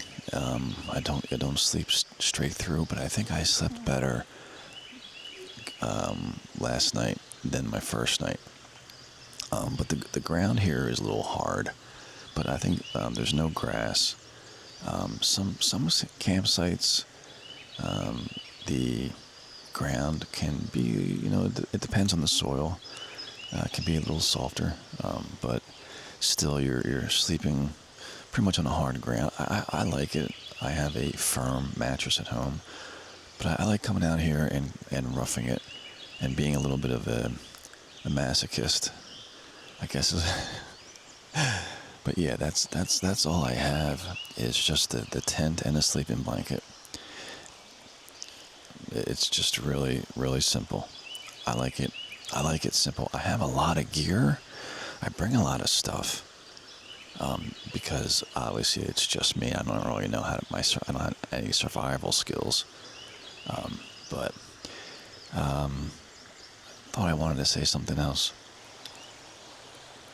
I don't have to check out until 3 p.m.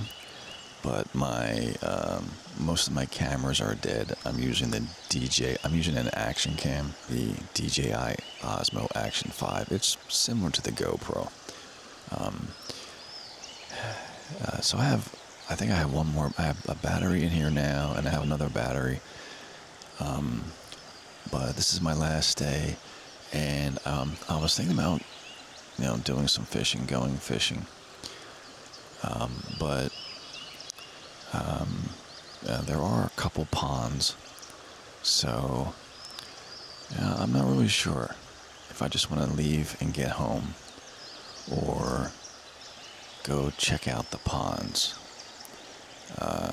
So I'm not really sure. And my phone is dead, so I have to kind of charge that in my car. Anyway, so not the most ideal way to end the video. Not to mention, I'm not sure if I want to do any more fishing because this video is going to be long enough as it is. I think it's going to be like 2 hours. I've been trying to just record, a few minutes here and there, but I think this video is going to be quite long. And we did a little fishing. We got some sunnies, so that was, All right, I think that's going to do it for this video. I think I just want to. We explored a decent amount. Stayed at 2 different campsites. Camp 27 was good. This campsite's good. You do hear a little distant traffic. We're not completely isolated, but when I camped at Mishaw State Forest, it's the same thing. It's really hard to find campsites that are really, really isolated from civilization. I don't think you can really,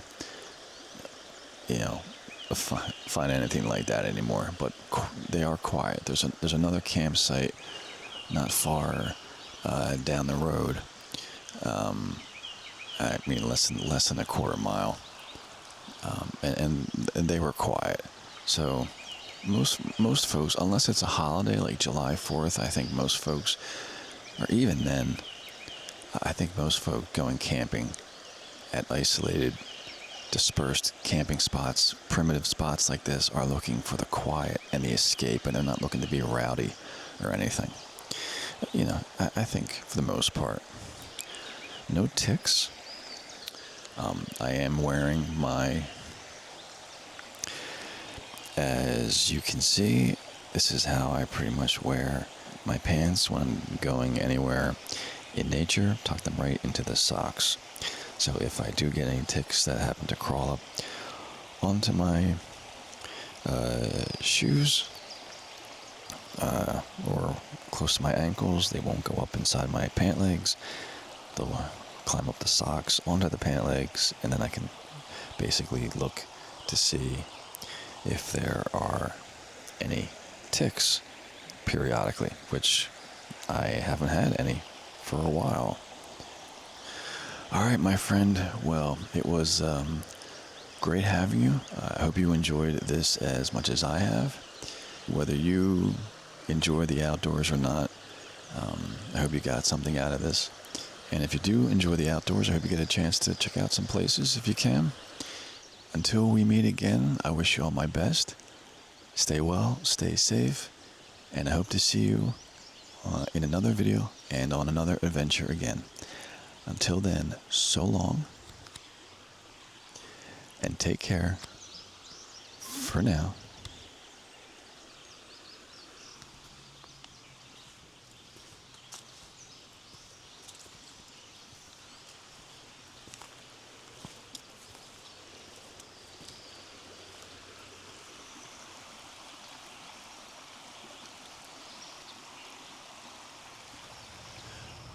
Okay, I lied. It's not goodbye just yet. There's actually a couple C&O canal locks that we can stop and check out on my way back home. And I think we can go check out C&O Canal Lock 51. We are right at the C&O Canal Hancock Visitor Center. And actually, this is going to take us to the tow trail. I think the visitor center is closed. So I think that's the visitor center back there. And that is the C&O Canal Lock 51 maintenance area. Maybe it's not the C&O Canal Lock 51, or it's just regular maintenance for the C&O Canal. The various C&O canal locks. So I think lock 51 is right down that way. So that's where we are going to walk to.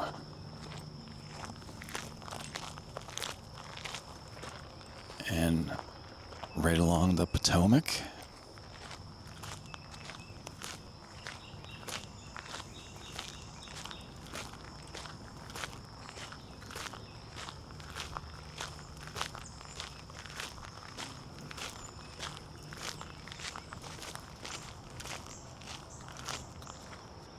Okay, so here is C&O Canal Lock 51, and now I understand. Okay, I thought the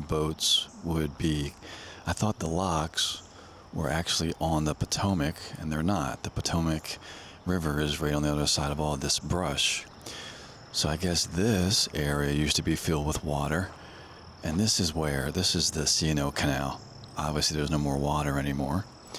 So the mules would attach to the boats coming up the canal, and then from what I understand, and the canal would let's see, how deep is that? Okay, we are that's about 1.5 stories, and this is lock 51. There's a sign right over there. It states such. Yeah, there's the sign right there. And the gates have been dismantled, so all we have left is the foundation of the lock.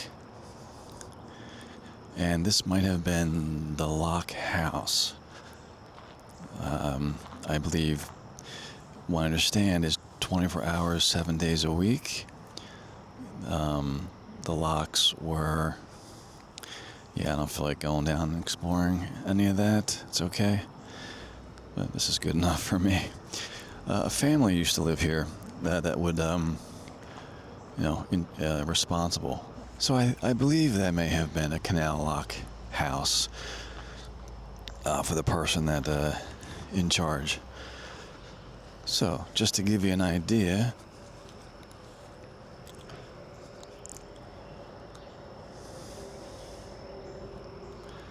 C&O Canal Lock 51. Pretty interesting. The decaying remains of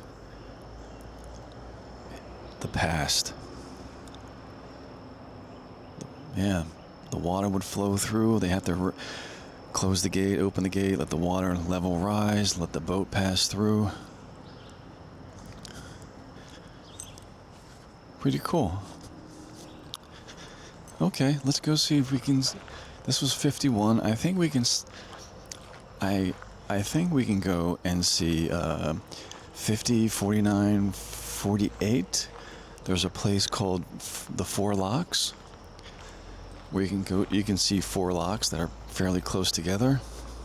I believe that is the case, but We'll make one more stop, and then that's gonna do it for this video, this trip.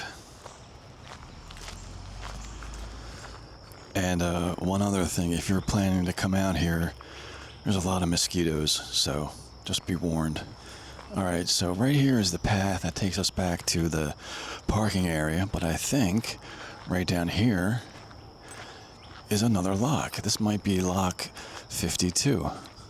So we'll check this out. It's right next to, there's a house up there that has been turned into, yeah, there's mosquitoes.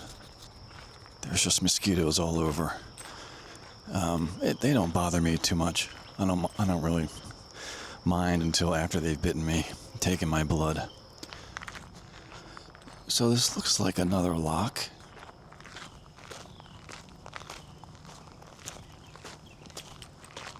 Yeah, this is lock 52.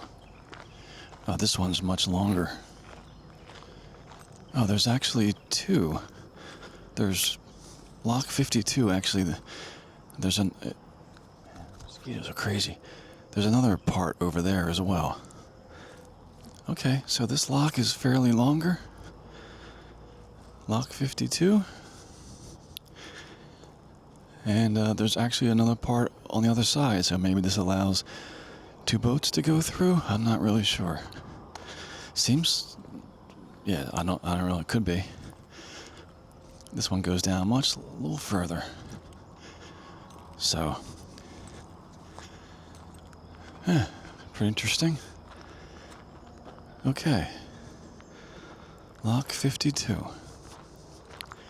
And I'm assuming all the other locks are going to be somewhat similar.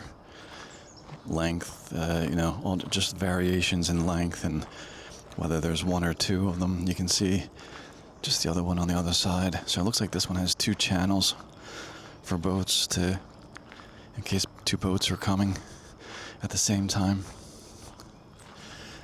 Okay, well, this place, I'm just getting eaten alive with mosquitoes. And we're at the end of the video anyway. I'd explore the other locks, but, we can always do that again next time. This video is going to be long enough. This little expedition of ours is going to be long enough as it is. Oh man, those mosquitoes are nasty. I don't like to complain, but just, you can just feel them like half a dozen all over you at a time. It's humid. Yeah, I think I'm kind of glad I'm done this little trip, because it's going to be another hot day. I can feel it already just with the sun coming up. All right, so that's going to do it for real this time. We can always check out the other canal locks, but I mean, there's not going to be too much, difference between, just some slight variations in the structures or other buildings we might find. But that was cool to see. I've never seen them in person, so I'm not sure about you. All right, so again, I wish you all my best. Thanks again for joining me. Great to have you. Great to be here with you. And once again, I hope to see you in another video real soon. And we'll just cut back to the footage at the camp, at the creek, and just end the video there. So long and take care. Till we meet again.